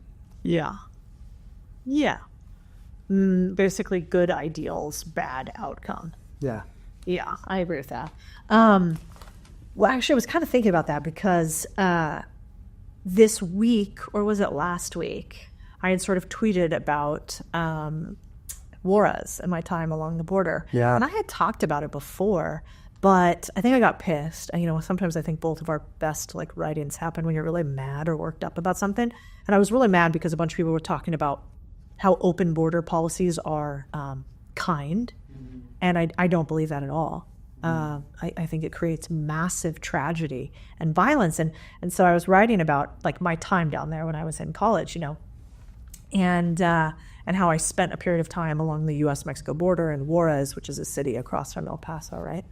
And, what was interesting is you and I haven't even talked about it that much. No, we haven't. But what made you go down there in the first place? I got a grant from the Howard Buffett Foundation. Okay, but what made me want No, it? but it's okay, so you get a grant, so you're I'm going to go cover narco trafficking on the border. Not I'm going to go track snow leopards, right? Or I'm going to study the, effects of, water restriction or resource restrictions, in the Southwest. You chose to cover narco trafficking. I don't know. I find it fascinating. Did you apply? Sorry, go ahead. No, tell me. Did you apply for the grant with the understanding of this is what you want to do, or did you get the grant and then you're this is what I'm going to do with it? Yeah, you got the grant first. Basically, I was in the what was it called? The journalism school. Yeah, Walter Cronkite School for Print Journalism, and it was a good school for that. Arizona's not the Harvard of the West, but anyway, and I started working with the dean of the Walter Cronkite School because I liked writing, and it was in one of her classes and did well, whatever. And she told me to apply for it. Yeah. And there was a group of us that all did it, and we could choose different segments that we wanted to focus on. And I think that maybe it's similar to you in some ways. I find it fascinating to go and see people that I cannot understand. Right. Like, I don't actually understand why someone would rape and mutilate a woman along the border continuously. Like, I don't understand why you would want to be in a cartel with a bunch of other cartel members that are, you know, violent and hurt you too and have a high probability of going to jail. Like, that's just such a different world than me. Yeah. And I think part of me, I'm just massively curious about humans and like the depths we can go to depravity and the heights we can go to, you know, heavenliness. Yeah. And so I wanted to see the full breadth of humanity. And so money, like similar to you, money actually never interested me when I was young. I really just wanted adventure. You know, my favorite book was Adventure Capitalist, which is where he like rode a motorbike all around the world. Oh, yeah. And that's how I ended up setting that business up in Latin America. But back then, I wanted to tell stories that nobody else had covered before. And I found that adventure fascinating.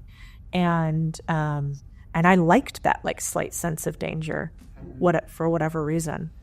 And so, yeah, that's why I ended up going down there. And another woman, Courtney Sargent, went with me for part of it, and she was my photographer. Yeah. And I remember... Why just part of it? Did she not last as long, or was it just... No, there were like, we had the different assignments. So Okay. like I would go down some places, she would go down. Okay, got it. No, I think she's still a journalist. And what was it? Was it just like, I'm going to observe and report? Or was there some distinct element that you wanted to cover or like bring to light? You know, what I found is like when you're observing things, things will just like emerge. Of course. So I went down there originally. Usually you start with a who. So I had this guy, Gil Gillenwater, who had something in Agua Prieta. Rancho Feliz was the name. It was a nonprofit. It was a really cool idea. So basically, Gil made a bunch of money in real estate, becomes kind of spiritual, becomes buddies with the Dalai Lama of all people, starts this nonprofit in Mexico called Rancho Feliz. And the idea is this: you get a house in Rancho Feliz if you help somebody else build theirs. And so it is a self-fulfilling nonprofit in that they have to be profitable, they have to help each other, they have to have jobs inside of the nonprofit. They can't let anything go into neglect, or they get kicked out of the community. So it's kind of this like capitalistic nonprofit. Anyway, I thought that was cool. So I started with him and was like, he's got all these connections down there, because I didn't know anybody and I spoke Spanish, but not that well.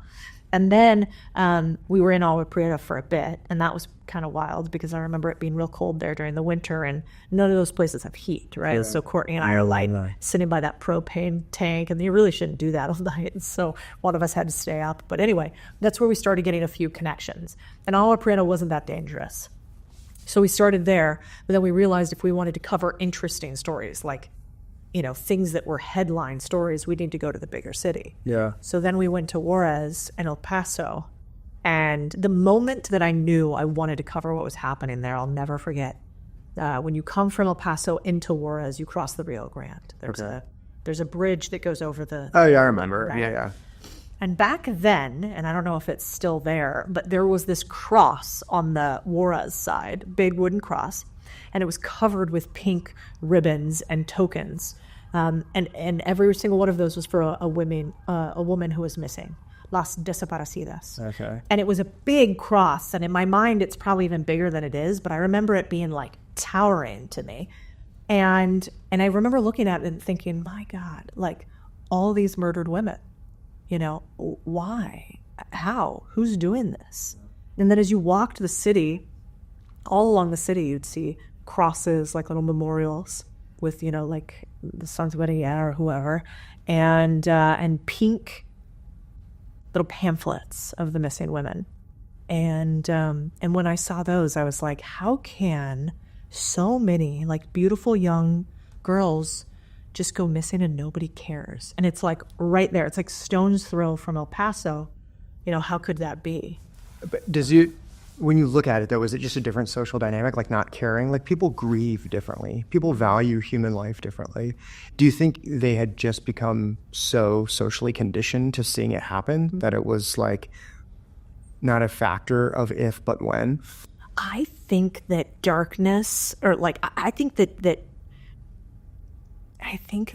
bad things love darkness. Bad things love darkness. Like operators go out at night, right? Why? Because like the cover of darkness, I don't know why, but it's just easier to operate when things are opaque.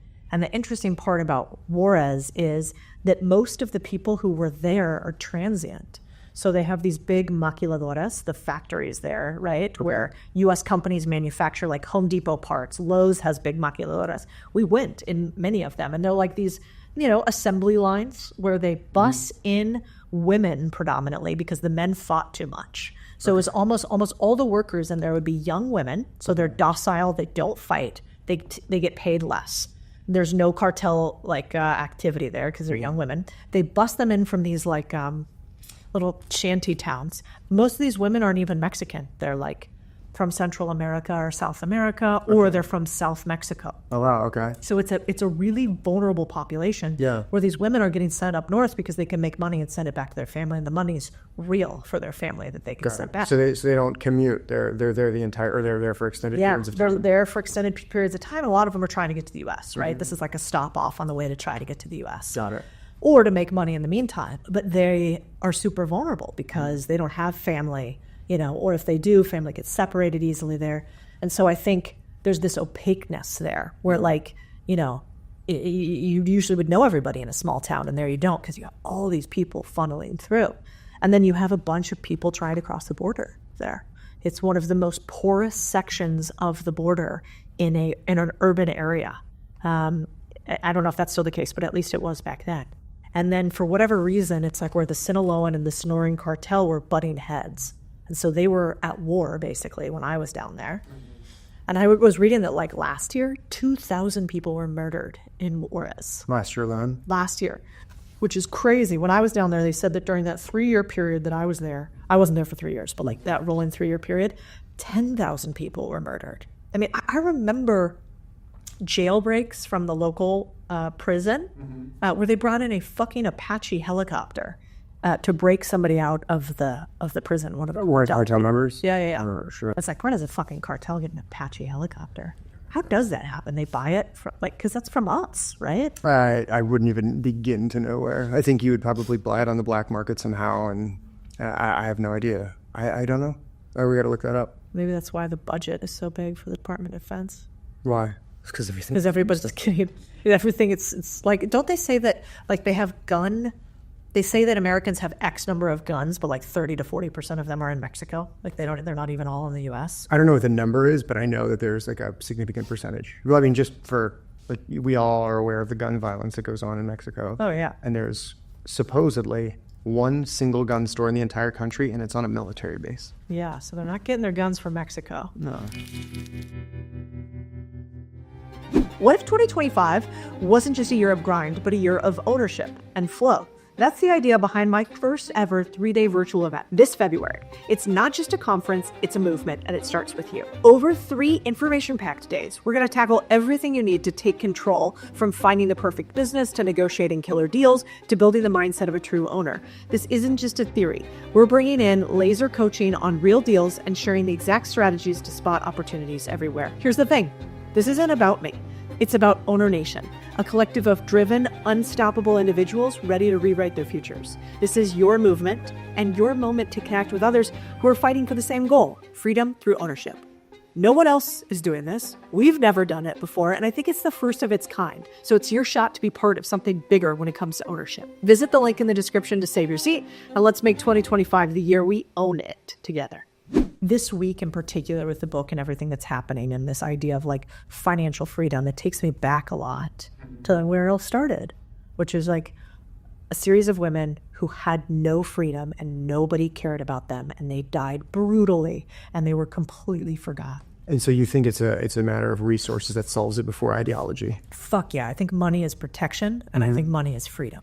Yeah. And why do we think that people who have less money have more violence committed against them? Why do they go to jail more often? I don't think it's because they are poor and bad. It is because they don't have as much protection. It's a result of the socioeconomic status? Absolutely. I think that saying of when you have something to lose, you are more thoughtful on it is true. Yeah. And so, yeah, it took me back to that, and I kind of want to go back to the border to see what I remember and what's real, right. But so your stance on this is a little bit. So if I can just extract it a little bit more, is you think that the open border policy lends itself to more crime. It lends itself to more people being taken advantage. It leads to exploitation. Oh, yeah. Yeah, I mean, I remember you would just drive like not very far outside of Juarez and the wall just ends. And you could just like hopscotch back and forth along the wall for fucking miles. Neftali Fuentes, a guy that I wrote a story about when I was down there, he had said he had crossed the border like 100 times or something like that. I imagine it's not even that much.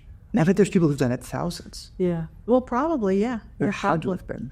Yeah, and I don't know how it's changed, but like it was really common back then. And he would get like caught sometimes and shit, but like it kind of didn't matter. Yeah.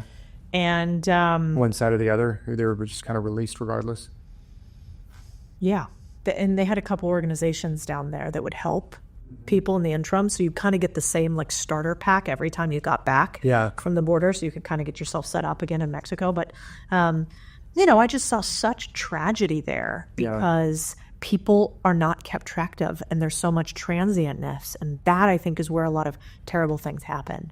And like where else in the world do you see the like hundreds and hundreds of women every single year being and murdered and left in the desert? Yeah. I mean, this happened for decades there. Right.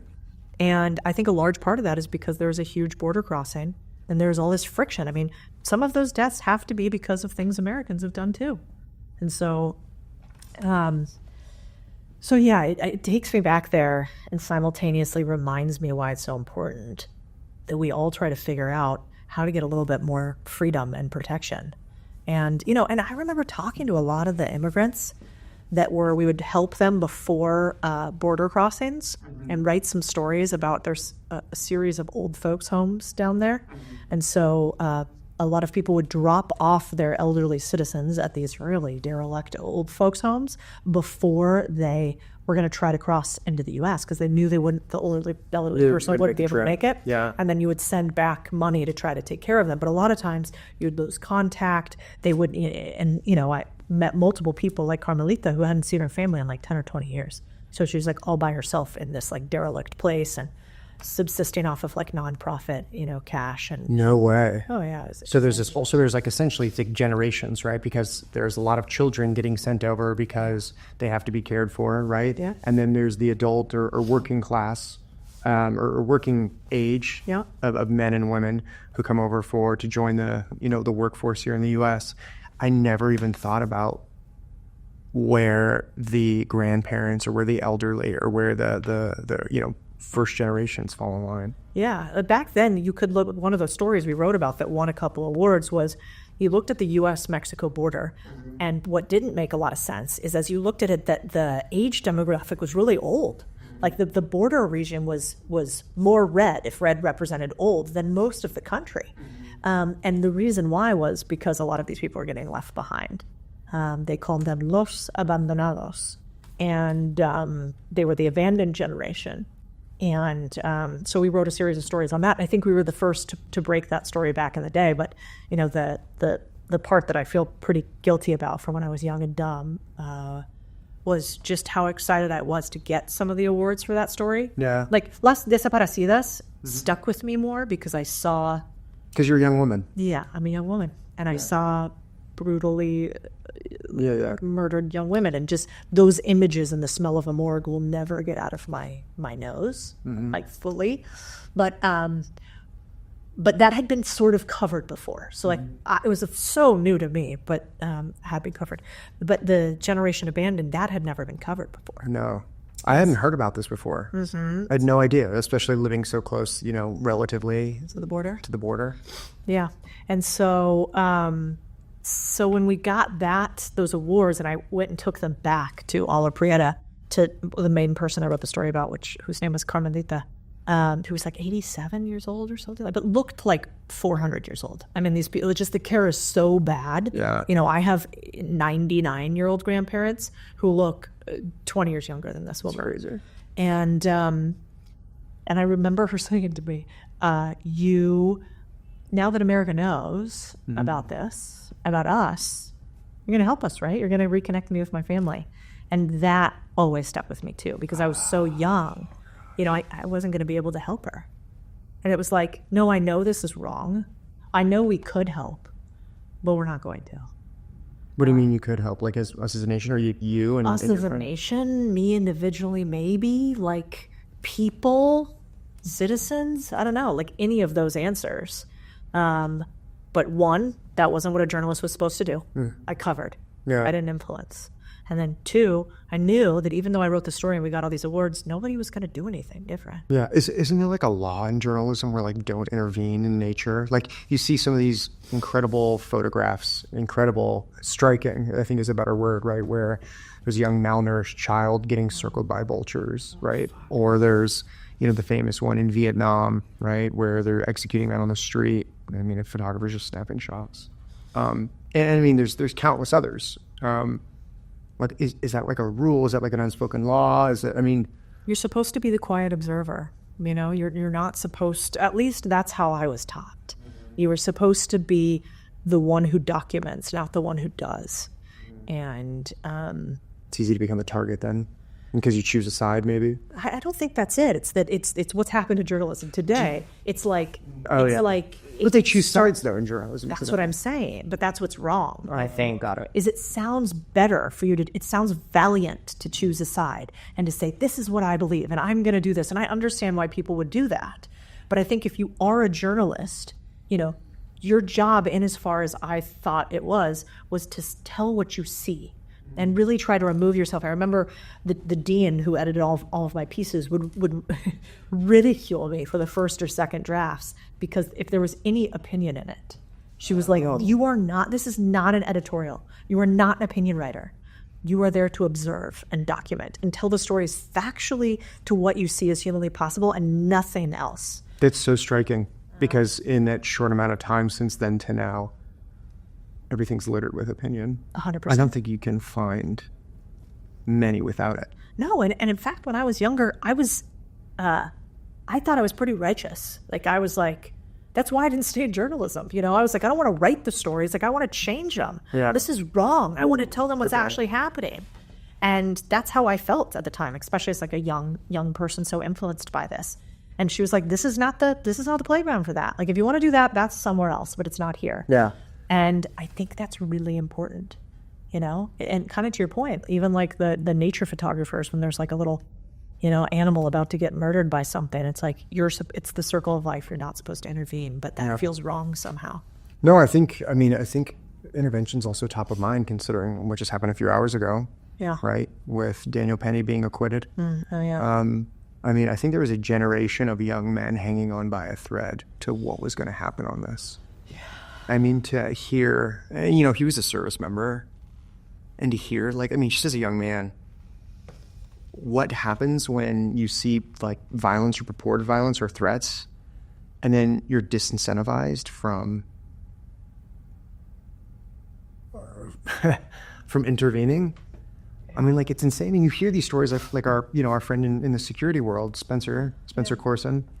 He's talked about times where you hear these cases where there'd be a domestic dispute going on, a man just beating a woman senseless in public, somebody intervening, turns out, it's a husband-wife pair that are, drug addicts, boom, this guy gets sued, right, for assault. And she doesn't press charges on her husband, and it just goes down. And so to see Daniel Penny, where something like that happens when he intervenes, a man was still alive when police arrived, whatever happens at the scene of the incident, but at the end of the day, person protecting other people intervenes, and we put him through this incredibly difficult process. I know. What are we telling people who help other people? Yeah, I would love to see a movement for a Daniel Penny law where it's give some protections, afford some protections to people who intervene. And I know that would probably get tricky from the legal side of the house because there's so many nuances and variables. But from a base level, at least now, I think young men are now saying, okay. Opt out. Well, now opt out, I don't know. Because after this judgment, I think now it's okay, I'm not completely lost. That's true. But I guess they put that guy through hell. So, but again, and if that was me, that woman on the subway, and no one came to my aid, could you even imagine? Yeah, what an awful society. Yeah, no, exactly. And I think you see it like from city to city, right? I mean, I don't think it was anything that we would find in Austin, Texas like that. It'd be interesting to see. You know, you kind of don't know, right? Until That's true. I say it now and I'm like, well. Well, I would say it more like this. Like, I remember the other day, you're just like, everybody thinks that they're going to do something and step in until it happens to them. Mm-hmm. Like, you know this. You've had many incidents that, you know, I won't say, that where somebody's done something bad and you've stepped up. You've been like, hey, something happened. It's not acceptable. I do not allow, you know, violence to happen near me in this way. So, like, I'll answer the call. But I don't think a lot of people answer the call. I think a lot more people than realize it. Like, isn't there what's that phenomenon called where, like, it's Tragedy of the Commons. Tragedy of the Commons, yes. But there's another one that's like where when something happens but there's a crowd, they assume that the other people are going to step in and they don't. Ooh, I don't know. We'll figure it out later. Somebody will tell us in the comments. But basically that's the idea. Is like you're basically like, somebody else will deal with it. Somebody else will deal with it. Yeah. And that's how like terrible things happen in big groups. No, well, mom mentality, but it's like the anti. It's like, it's like because you can hide them. You can like, you know, you can commit violence and hide amongst a crowd because if you're all guilty, no one is guilty. Yeah, exactly. But if you single out an individual for it, yeah, or you make the assumption that somebody else will intervene. Yeah. Well, I remember when I was a journalist in Phoenix, I did a ride along with a cop, and we got called to a house for domestic violence. Okay. And he was like, "Oh, we're going to XYZ place," and he's like, "It's this lady and this like guy." He knows about like, it. He knew that. Yeah, he was like, "Oh, it's Sally and Tom again." Wow. And we get there, and let's call her Sally. Is like beat to fuck. I mean, she is like bleeding. She is disheveled. He's obviously fucked up. And she's like, "Oh no, you know, nothing happens here." And the policeman tried to talk her, and he's like, "Nothing. Something obviously happened here. What happened? You know, you called us," because she had called the police to stop him from beating her to death. But then when the cops get there, for whatever reason, Stockholm syndrome or whatever, she goes back on it, which apparently happens a lot until the guy, and you know, whatever. So we had to leave, and I remember saying to the policeman, like, "Oh my, like obviously that man beat the shit out of her. What do we do?" Like, and he's like, "Listen, if they don't press charges."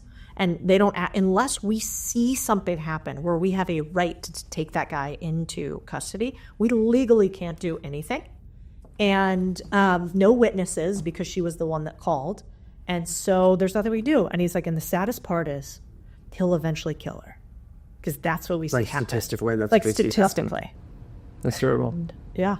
And that really stuck with me. And then I remember over the course of that night, the next place he got called was like a bar or something, and we picked up a homeless guy who just proceeded to piss all over the back of the police car while we were in it. You know how there's like the cage in front, and so the thing just fucking reeked. And then we have to drop him off. The guy's got to handle him and everything. That he's got to clean out urine like from all over the back. I mean, I can't think of a worse job, honestly. Sometimes I hope we have a major switch in how we think about service-based jobs. I really, really hope that we significantly turn around how they're compensated, how we think about them. I mean, I think to the entirety, like teachers. I mean, like your mom was a teacher for 30 years. Yeah. Oh my, and what she had to deal with on a daily basis. Like, I have so much respect for her and the fact that she was able to come home and be a wife and be a mother and be as like patient and as impactful as she was and still is for you and your family. Because I don't like that would drain all. Because think about it, like how many unruly kids at times, because you know special needs, and so not necessarily all of them were unruly, but they had to be managed constantly, right? Yeah. And so I could just imagine like how difficult it would be with one or two, and especially of your own. But you know, a classroom full of 15, 20, even 10. Oh yeah, that was tough. Plus that was crazy. Like back in the day, I don't give her enough credit. I really should. 30-year special education teacher. She'd get up at 5 a.m. to go drive to Mesa, which is far from us, to be there at like 6 o'clock. So that school started at like 7. She had to prep stuff beforehand each time.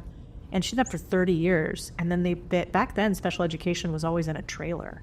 Not only that, but it was like it wasn't diagnosed. They didn't separate. No, 100%. But also like the aptitude of the children. Oh, It wouldn't separate them by. No, you could have extreme. Whatever. Yes. Yeah. I mean, she had one student who would like shove thumbtacks under her fingers, and she would always Under her fingernails. find thumbtacks all over the place, and so they'd be bleeding just crazy stuff. And another one that would like get really upset and was a bigger kid, and so would start like screaming and ripping off their clothes and then like run around naked. And it was an elementary school and a middle school, so like young kids don't need to be seeing all those parts and stuff. And the support infrastructure has to change. Totally. When people tell me how little teachers make, it's like you're paying this person, expecting them to be a new contributing member of society, yet we treat them like at minimum wage levels. Yeah.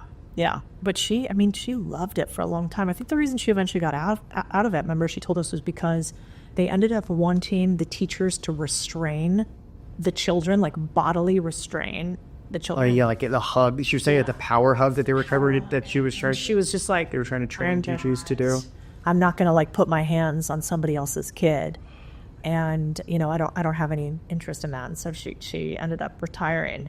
But man, I think I thought I would have a bad day, and then I call her. Yeah, What the story though that I think you should tell if you want is, do you remember? Of course you remember the story about the guy and the final night. And are you talking about that night when you had the military leader who had to kind of give up his land, where his family and generations had fought and died? Kind of. Okay. yeah. So yeah, in the semi-autonomous region of Iraq known as Kurdistan, there was like a local military commander who had deep family ties. His family had been there for generations, and he had built an incredibly successful telecom company in the region that had enabled cell phone usage in the area that just like hadn't been available in the area for decades, right? Like lagging significantly behind modern infrastructure. And he was a Peshmerga leader, and the Peshmerga is the fighting force of the Kurds, and each man participates in the Peshmerga. It's like compulsory service, but it's like 10 days out of every month. I mean, it doesn't matter what walk of life you come from. You serve in the Peshmerga.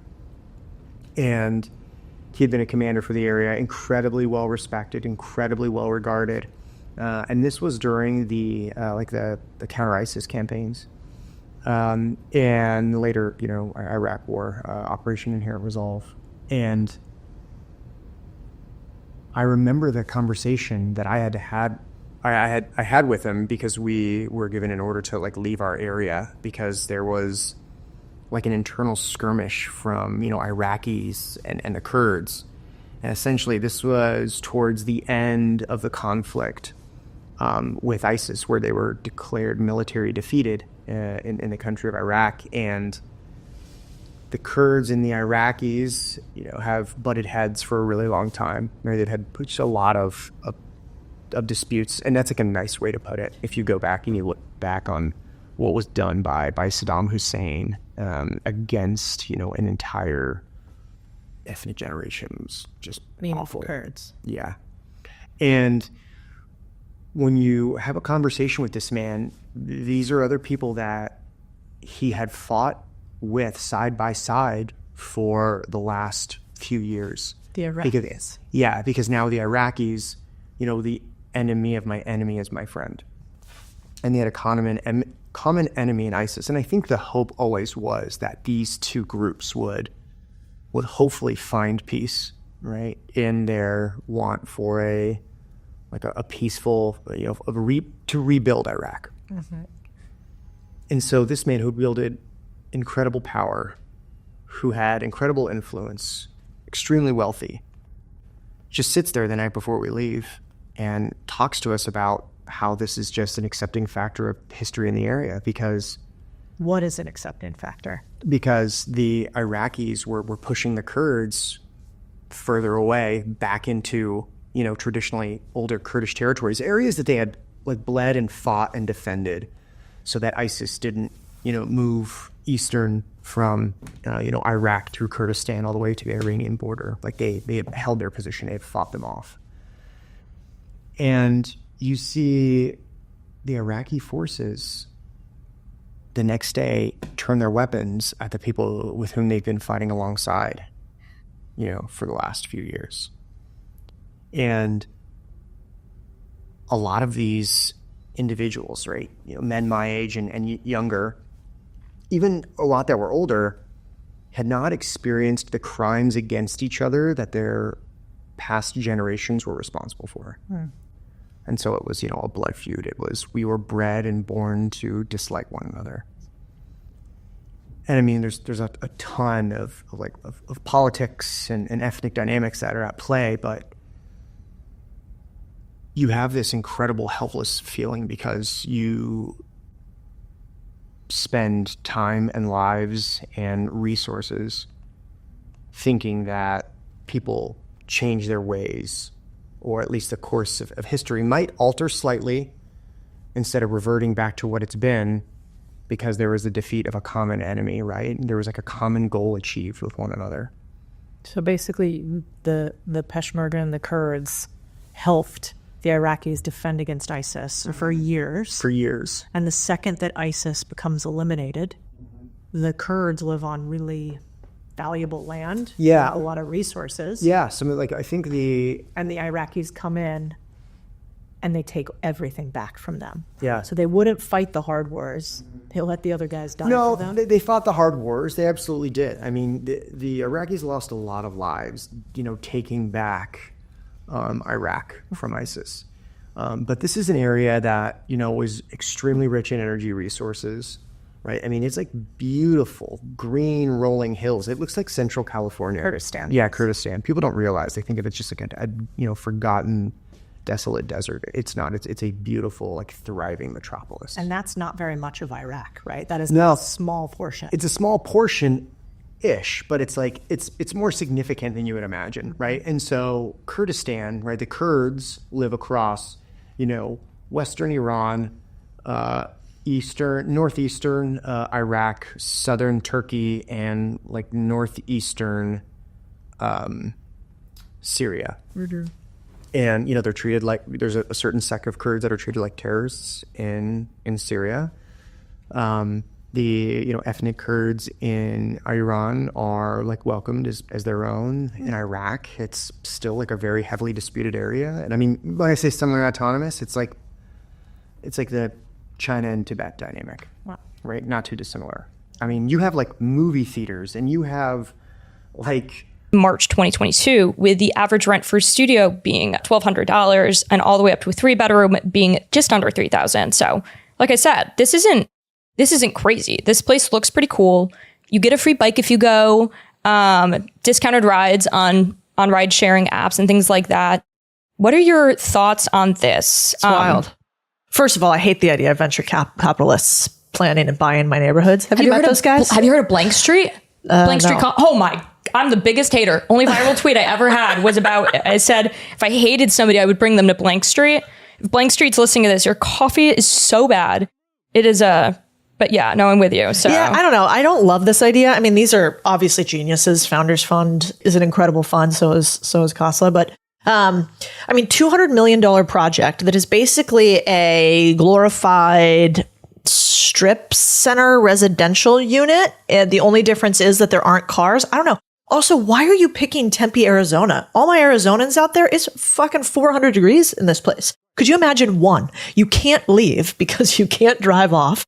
2, it's 400 degrees. So walking around outside is not really the deal either. The other part that I don't love about this is, I was kind of talking with you about who's there. And so they gave a little rundown of some examples. If I can't leave because it's car free, and so maybe your cars are parked in a parking lot outside or something, I want to make sure the other residents are hot, smart, successful, fun. And I'm not sure that I want venture capitalists picking other people in my neighborhood. So mine is an immediate haterade over here. But I get the idea. I think we humans, we want to do this. We want to recreate small town Main Street America, but 21st century version. And so I get this feeling of nostalgia and going home, which is what I think they're going for.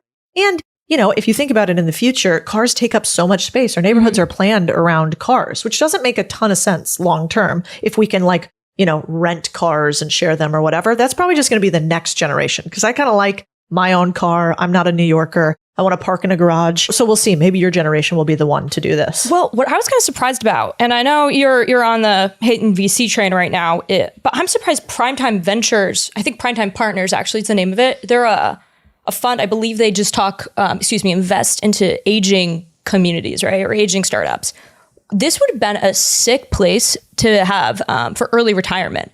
So we know people are living longer, right? But that retirement age, you still see a lot of people retiring around there. But they're not necessarily like what you'd imagine would be in a retirement community. I think this would be a cool place to go if you're in that like middle space of retirement, right? So you're not like needing assistance, but like your kids and your grandkids would be like, Dad, you probably shouldn't have your driver's license. Like you probably shouldn't be on the road. You're losing it a little bit here with the driving skills, but like you still have like your great health because science has pushed us like forward so much. I don't know. Yeah, I agree. I feel like this is a retirement home. I feel like this is what venture has done since, the last bull run of 2009 in venture is they've been like, the thing is, we're reimagining the way that we live. And what they're doing in actuality is retirement home, but for young people, but it's the same thing, but let's raise $200 million for a glorified apartment complex. I don't know.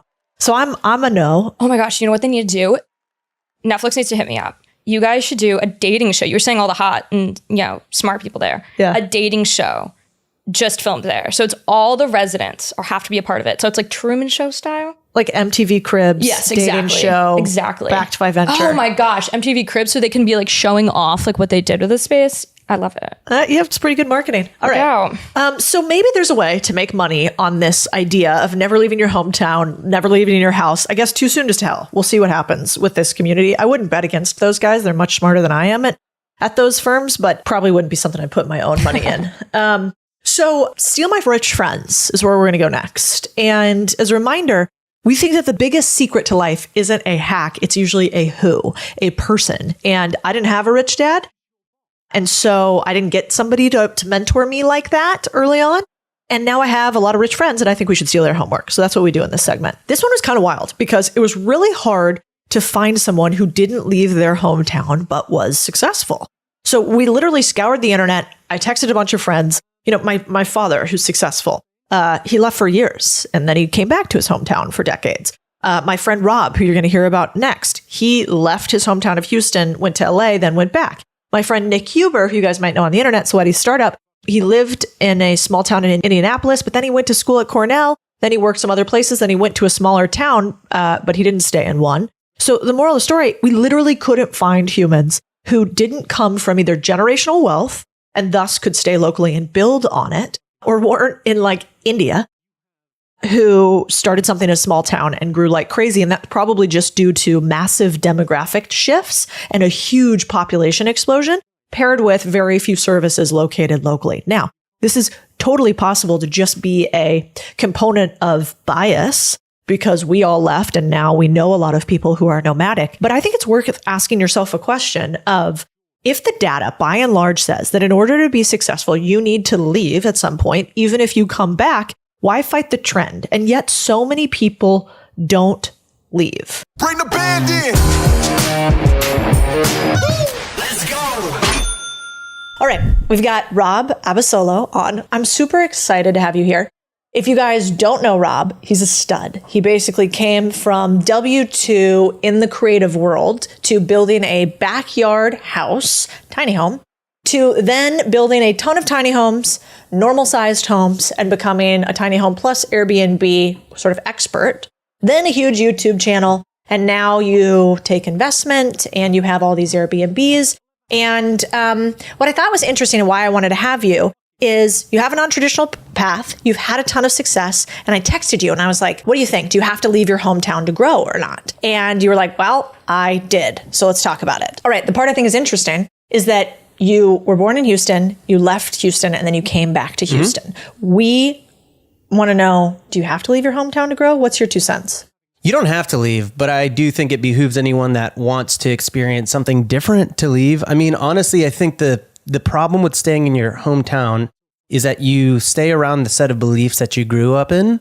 So the things that your parents told you to believe in, the things that your friends peer pressured you into believing, things that you thought you believed, you'll never question that until you are out of that environment. And for me, I think I grew up a very specific way, and then I went to college and I was like, oh, and I didn't have the comfort of I didn't have the fear of changing my beliefs over my back because my parents were 2.5 hours away.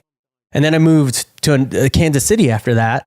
Then I moved to Los Angeles. Then I moved to Tennessee. Then I moved back to Los Angeles, now to Houston. I've moved everywhere.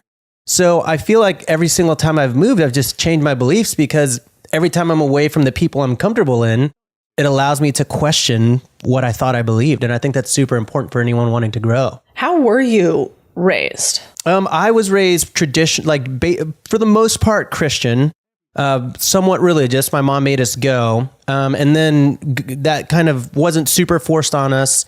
And then going into middle school and in high school, I got really close to some friends and they were super involved in their religion and into church. And so was I.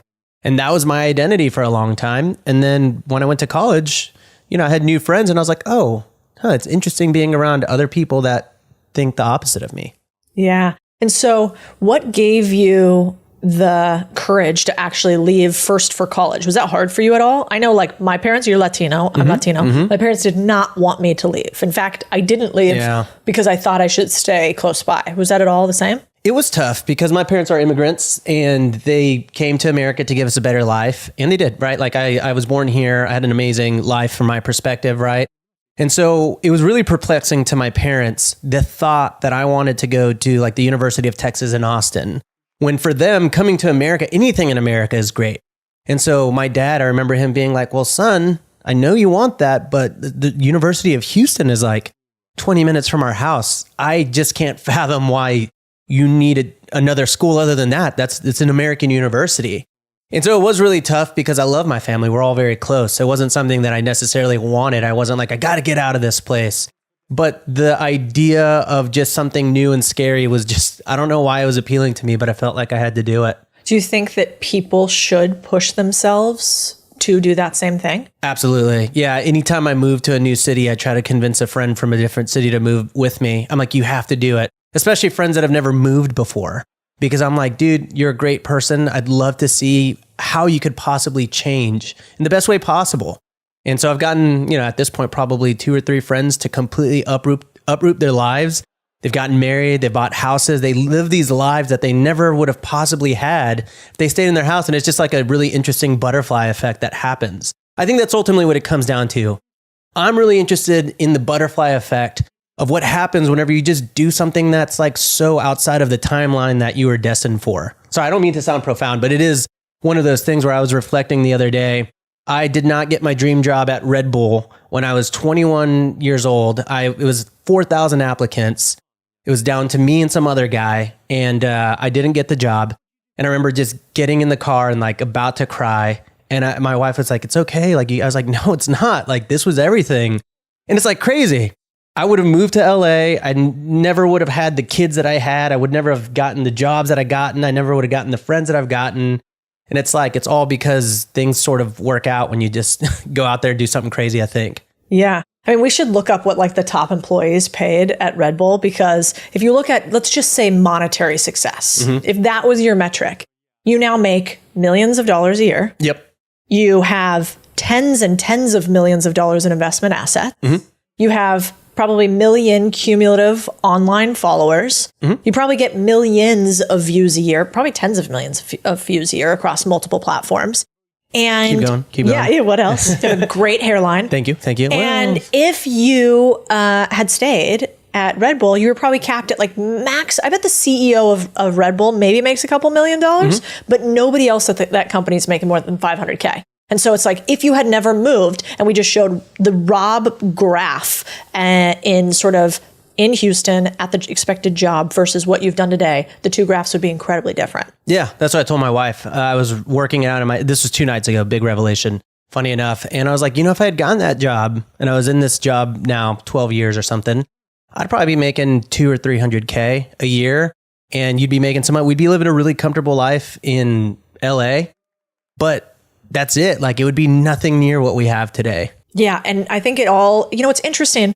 maybe risk compounds. You know, you start out taking the small risk of going to a new college. And then you take a bigger risk of going and getting a job in a different city. And then you take a bigger risk of more responsibility until finally you take a risk of yourself on a business, and then you start investing in assets. And the more risk you take, if you're intelligent and you learn from it, the more it compounds into success. At least that's what it looks like. It's done. That's exactly what it is. I always tell people getting into real estate, scale accordingly. So when you're going to get into your first property, you're not going to buy a $3 million house. You're going to buy probably a $200,000 house. After that, you buy a $400,000, then an 800, then a 1.2. And so when you get to that final one, everyone in your sphere, everyone in your influence thinks you're absolutely crazy because they think it's the riskiest thing ever. But to you, it's not all that risky because you've leveled up so many times along the way.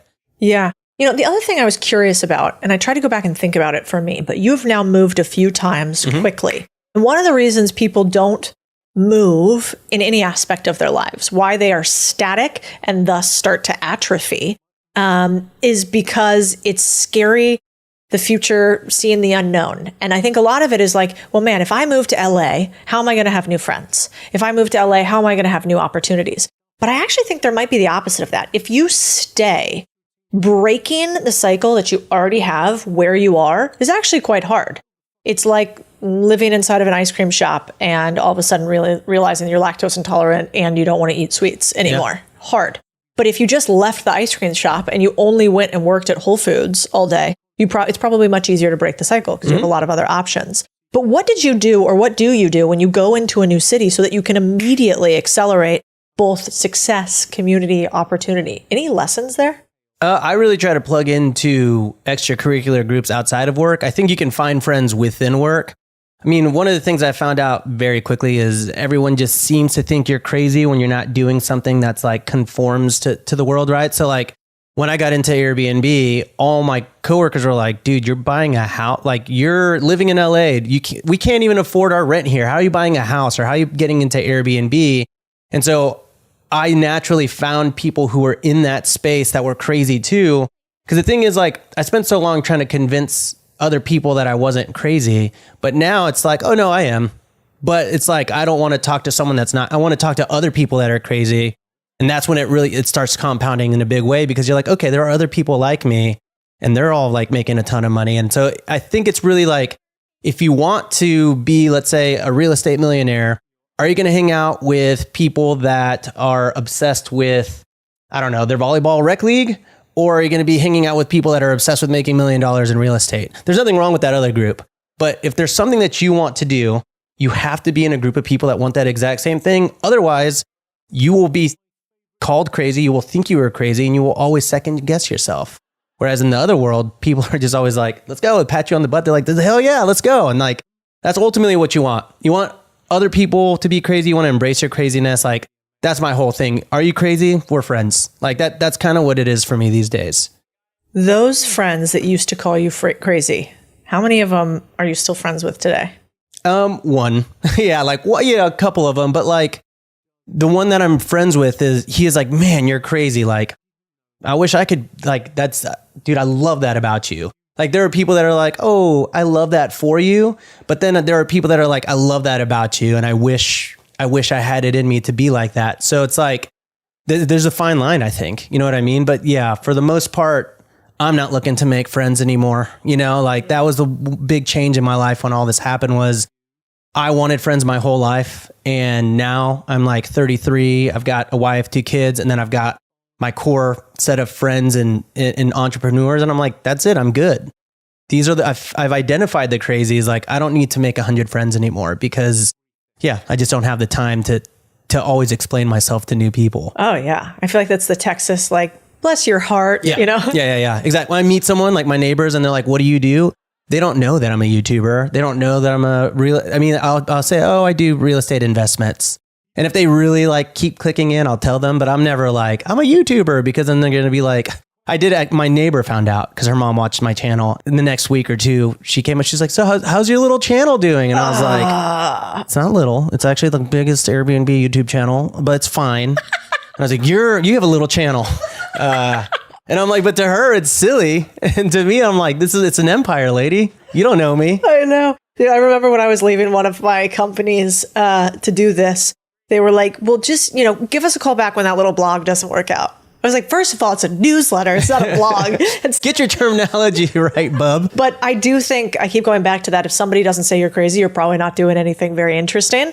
And so I remember sort of thinking them like little notches I could make. Sort of how many people are telling me this is nuts. Why won't this work? I actually thought about it today because I was at that meetup that you were supposed to be at. And I was explaining this new thing that I want to build that I'll tell you about later, super secret. And there were quite a few people that were like, what? Why do you boring businesses? What is that, laundromats? And they're like, we're building SpaceX. And I'm like, okay, well, there's more than one way to make money. And we don't all have venture scale businesses. But I kind of learned at some point to flip my mind where I started to think, oh no, if everybody agrees with me, I'm too late. It's not that interesting. And if a few people say no, then I'm probably in the right spot. Is there anything that you've done when haters kind of come calling that helps you deal with it? Now you're probably really used to it, but I bet young Rob, you kind of take that to heart. It's hard not to when you first start out. I wipe my tears with $100 bills. No, I'm just kidding. It is interesting. I was always made fun of for being the cheap guy, the deal guy, the hustler. I wasn't hustling people. I was just always hustling, right? But as an example, I would camp out of conference rooms at work that were at noon when they catered food. And I'd be like, if I wasn't there, whoever was sitting next to that, I'd be like, text me as soon as this meeting lets out. Because I'm getting that sandwich. You know what I mean? So they all made fun of me. They really did. I always got made fun of for having new schemes, new deals, new dreams, all that kind of stuff. And coping with it now, I mean, honestly, I think it's just reflecting on I am living my dream life. You know what I mean? I want so much more sometimes. And I'm like, dang, man, if I could just go back to myself just a year ago or 2 years ago, it's none of this was imaginable. And then when I look at the people in my hometown that stayed behind, they're all living perfectly fine lives, 9 to 5 jobs, but that's it. They're all very comfortable. And I think it's very interesting because it goes from people saying you're crazy. Well, first it's you're crazy. And then, hey, how's your little thing going? And then, hey, how did you do that? And I'm in that phase now where I get hit up by high school friends, college friends, old coworkers that are like, dude, I love your videos and all this stuff. Or hey, can I call you for a second to pick your brain? And I'm like, you never talked to me before this. You know what I mean? So I think there's a little bit of relief that it's oh, okay. I think others recognizing that, it is crazy and I succeeded at doing the crazy thing. And that's it's respect. I'm happy now. I've got respect and it's box checked. I'm good. I don't need any more. Respect me. No, I'm just kidding.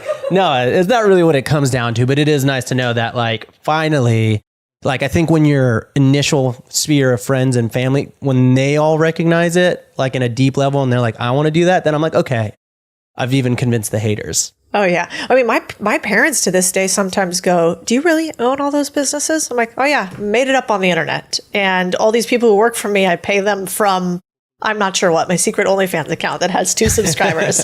What do you think funded all this? So yeah, I totally relate. How about, we found this fascinating thing. We tweeted out about, do you have to leave your hometown to grow? Because Rachel and I legitimately couldn't find anybody who had been hyper successful, monetarily, just saying it that way, that had been born, raised, went to college, and stayed for most of their life in their hometown. And we finally found one who we're going to have on later, Nathan Barry. So we couldn't find any of them. And then I started going back and looking through old friendships and realizing, whoa, it might be one of the biggest unlocks to growth. Because when I look at my friends from high school, those who did not leave to go to college, it's just numerically true that I don't see any of them that, let's say, make top 1% earnings, even if we define it like that.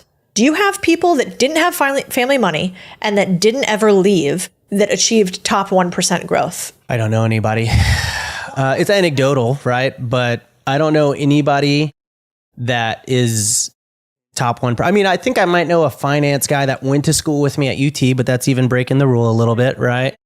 And I think he's probably at this point making $150,000 to $200,000. Great salary. Yeah. Outside of him, not really. Yeah, it's wild. Not really. I just think in life, we look for so many hacks. But there are a few that we know to be really true, which is if you can get around other rich people, it looks like statistically you have a higher likelihood of becoming rich yourself. And 2, looks like you have a high likelihood of not becoming rich if you never leave your hometown, which is wild. Maybe one of the last questions I have for you is like, you went back to Houston.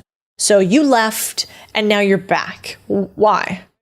So I started having kids with my wife, and at that point I felt like my identity was solidified. My beliefs were questioned. My beliefs were questioned by me. My beliefs were solidified. I didn't need to explore anything anymore. Like, I've explored it. I had moved to 5 cities by the age of 33. Don't recommend that. But I did it, and I had seen all the viewpoints. I had made friends from all spheres of beliefs, and political and there otherwise. I was good, and I had kids, and I went home and I just saw my daughter playing with my niece, and I was like, how can I take this away from her? You know what I mean? Yeah. So my wife and I were like, let's move back to Houston. And my parents live here. My 2 sisters live here. Has that curbed your growth at all, do you think? Yeah, for sure. Interesting. Yeah. Like if you would have stayed in LA, because LA is a mecca of media, or even been here in Austin, you might have grown faster. Both like your media business and maybe cash. Yeah, we put an offer in Austin and Houston. And so we were like, whichever one goes forward, we're going to leave it up to fate. And the Houston one went forward, and I was like, great, never look back. But at the same time, it's like I moved there for family, and I'm still very spread thin, crazy stress, gray hairs, look at them like these weren't here the first time we ever talked. And at the end of the day, I can't travel like 30 weeks out of the year. Look, I'm no Pace Morby. I can't do, I don't know how he does it. It's like crazy. Well, I guess he goes with his family, but because of that, it's like, I moved to Houston to be close to family, and that's what I do. So I don't know if I'm ever going to be a billionaire. And I don't know if I want to, but being a deck of millionaires is fine too. Yeah, 100%. One day. Well, yeah, I think we're not going to put that out in the universe. You know, we still got that billionaire vibe. It's true. It's like a fake number, though. I mean, we were at like that event I was just at. There were like 5 billionaires there. I'm like, I don't know. We seem kind of the same. Yeah. Like what? I guess you could buy planes, and I can't buy planes. But besides that, and maybe you could like sway presidential elections. There is that. I did say to my wife that my ultimate goal in life, wealth-wise, is wealthy enough to hop on a PJ every so often with the kids. I don't know if you've ever traveled with children. It's not great. So yes, if I could... I don't even want to go to dinner with other people's children, which would burn me. I don't even want to go to dinner with my I have a good friend who I invested in his company. Shout out Drew. And he's like... He's like, I got a reservation for 5 tomorrow night. I'm like, okay, great. Who are the other 3 people? And he's like, oh, the kids. I'm like, Drew, I'm busy. I'm so sorry. Friday night dinner. Tanner just texted me. I was like, I love you, but I don't have children yet. And I want to preserve the desire for them for a little bit longer, Yeah. But to answer your question, I think moving back to Houston, it did slow things down, but I'm good with it. I'm still sprinting. I'm just not sprinting. Like if I had moved to Austin, I felt like I would have been surrounded by so many more entrepreneurs and people that are out there making that bread every day. But for me, I'm like, I got what I got. I'm going to focus on that and build it to as much as I can close to family. I think that's what's important to me. Yeah. It seems like there's like a life hack from like age 18 to let's call it 35-ish. Mm-hmm. If somewhere in there you can move around and get like the fluidity and open the aperture to what's available in life, then you have this long runway. And if you don't do that, it seems you're less monetarily successful. And then at some point we have a bunch of friends, mutual friends that are billionaires or are worth hundreds of millions that go back to tiny towns. I mean, Nick Huber, right? Like not a billionaire, but definitely worth a couple tens of millions of bucks and lives in a tiny town now. Yeah. And so I think you can return there, but I don't think you can start there. I think at the end of the day, well, first of all, I will say this. I've told you this before. I went to your conference. I spoke at it. I was in the green room full of millionaires and I think 1 billionaire. And that was the day, entrepreneurially, a lot changed for me that day. Because I was like, holy crap, like they're all smart. And I was like, this is the level that you have to be at to like have their success. And so it lit a fire under my butt to just like continually grind. This was before I moved back to Houston, but this was like, holy crap. Like if I want to be at this level, I got to operate like these guys. So I was like, went asking questions. I was like, how do you do it? How do you do it? Wait, you make how much doing who, what, like think like Justin Donald, for example. I remember talking to him for an hour and being like, this is crazy. And then he was never like, okay, guys, I get it. Like, move on. He was like asking me. I was like, whoa, this is crazy. It's like this guy, like he doesn't have to talk to me. So at the end of the day, I think there's also like a very giving component to that community as well that I think is like super important to find. Whereas I feel like people at the beginning of the grind, they're so competitive. Like no one wants to share. It's fight or flight. You know, I get it. And then, then you get, what's amazing to me is every level of the game where I think I got it figured out, there's just another unlock. It's like a series of video games where like, I don't know what the cool video games there are these days, but back in the day, it was like Zelda. Like Zelda level 1 was like, I don't know, pretty chill. And then you get to whatever level and all of a sudden, like I was never going to pass it. And I think when I go to a lot of these group events, I'm like, oh man, I'm still on my way. There's like some sort of fun in that. Bring the band in. Let's go. So I kind of want to start with just talking about your story. ConvertKit is huge. And maybe you could just give in like 30 seconds the numbers that you tell people now, because I know some of that's private, how big it is, kind of brag a little bit about your success. I have a few things that I'll add in too. But tell us first, you are categorically successful, and explain ConvertKit and what you do, and then we'll dive into how. Yeah, so ConvertKit is an email marketing platform for creators. We're used by everyone from like Tim McGraw and Tim Ferriss to James Clear and Mandy Moore and Susan Cain, all these amazing authors and creators. And Tom Brady powers his site with us, all kinds of fun things. The business is... And me. And Codie Sanchez. I'm sorry that I didn't right put after you right Tom in Brady, there. Really, Okay. Yeah, that's right. Mm-hmm. We have 40 million a year in revenue, growing pretty fast, about 25-30% a year. Let's see, 500,000 free users, 50,000 paying customers. We send 2.5 billion emails on behalf of creators every single month, and a team of 80 people spread all around the world. That's wild. And then in tandem with that, you have some really cool structures that I think if we think about success, not just unilaterally, monetarily, you have an incredible family. You appear by all means to be, a great husband, dad. You have a little Airbnb portfolio. You give back to the community. You have a really unique structure where you give profit share to team members and are very public about how that works. And so it's not just monetarily, but like personally, I would consider you somebody that has a lot of the legs of the stool or the table. And what I wanted to have you on this podcast for was, you didn't ever really leave your hometown. Yeah. You were born and raised in the same city and even stayed there for college. Can you talk a little bit about that? Yeah. So I grew up in Boise, Idaho, actually about 45 minutes outside of town, up in the mountains.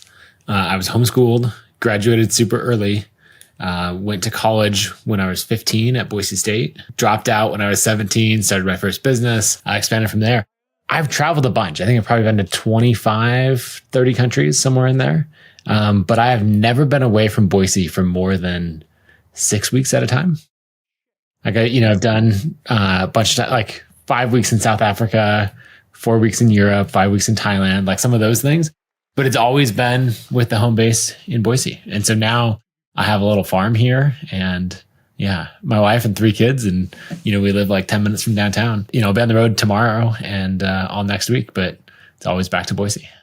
So you obviously don't think you need to leave your hometown to grow. You stayed there. Do you think it would have been easier if you had gone to college somewhere else, another big city? Like, were there any detriments to you staying local for most of your life professionally? It's hard to say. I grew up in a time when everything was going online, right? So I graduated high school in 2005.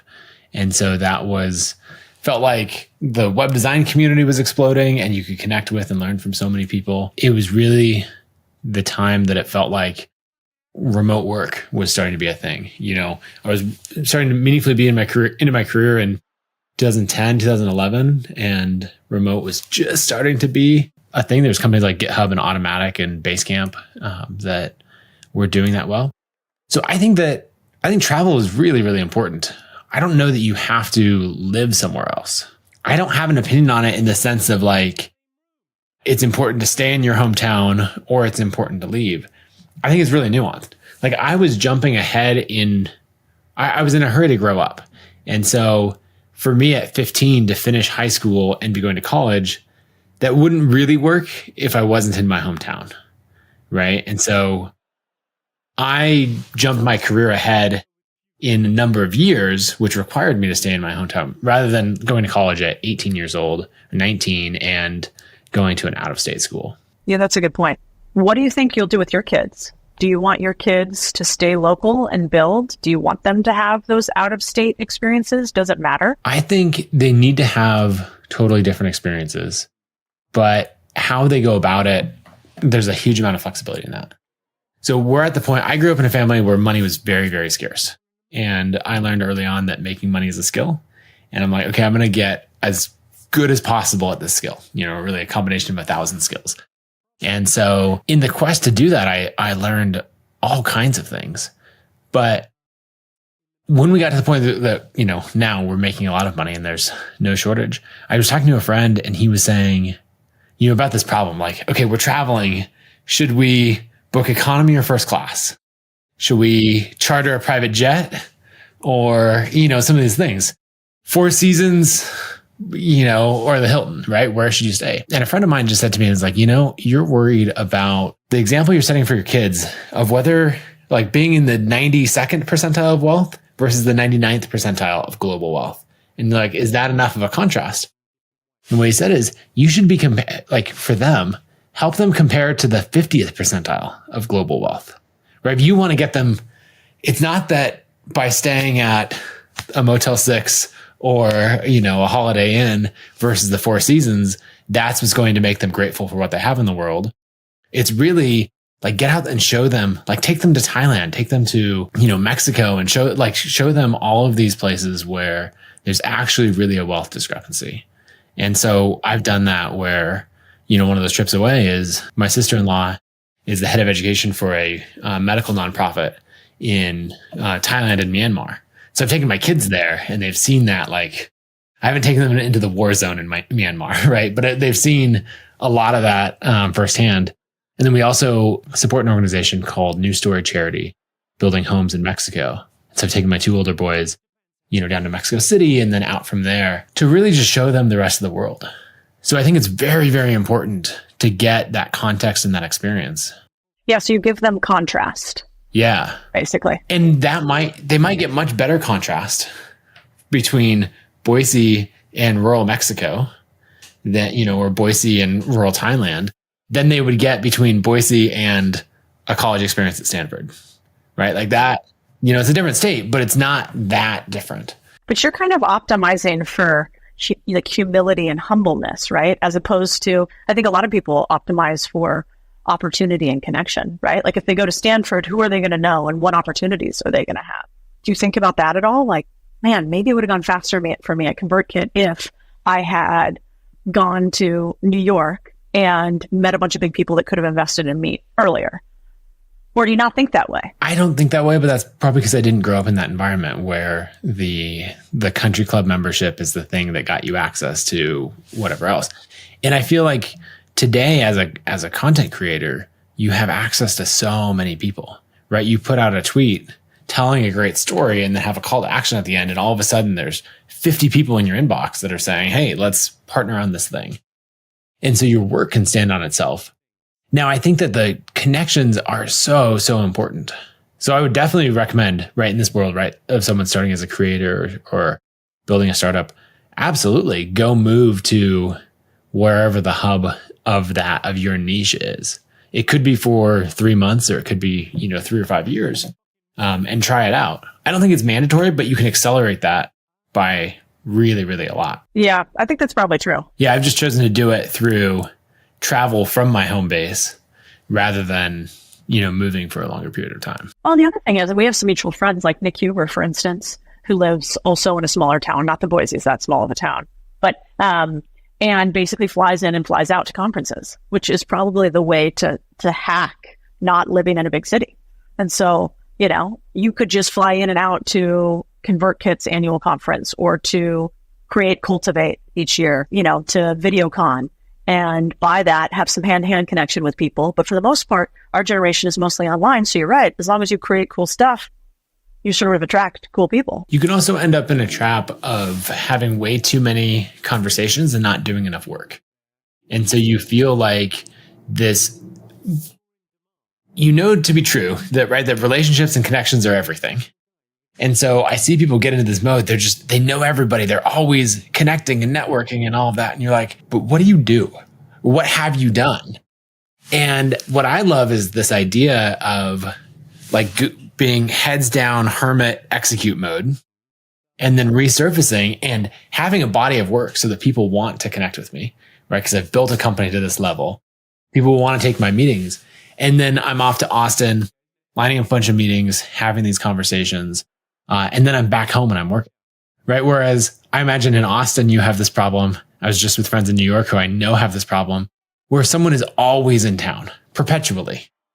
And so either it's all your entrepreneur friends who maybe have exited or are coasting or whatever else. And they're like, hey, let's just hang out. And you're like, hey, I'm still in like grind mode. I'm still trying to scale this thing. Or it's everyone who is just in town saying, hey, can you grab coffee? Can you do this? And Boise is a great place.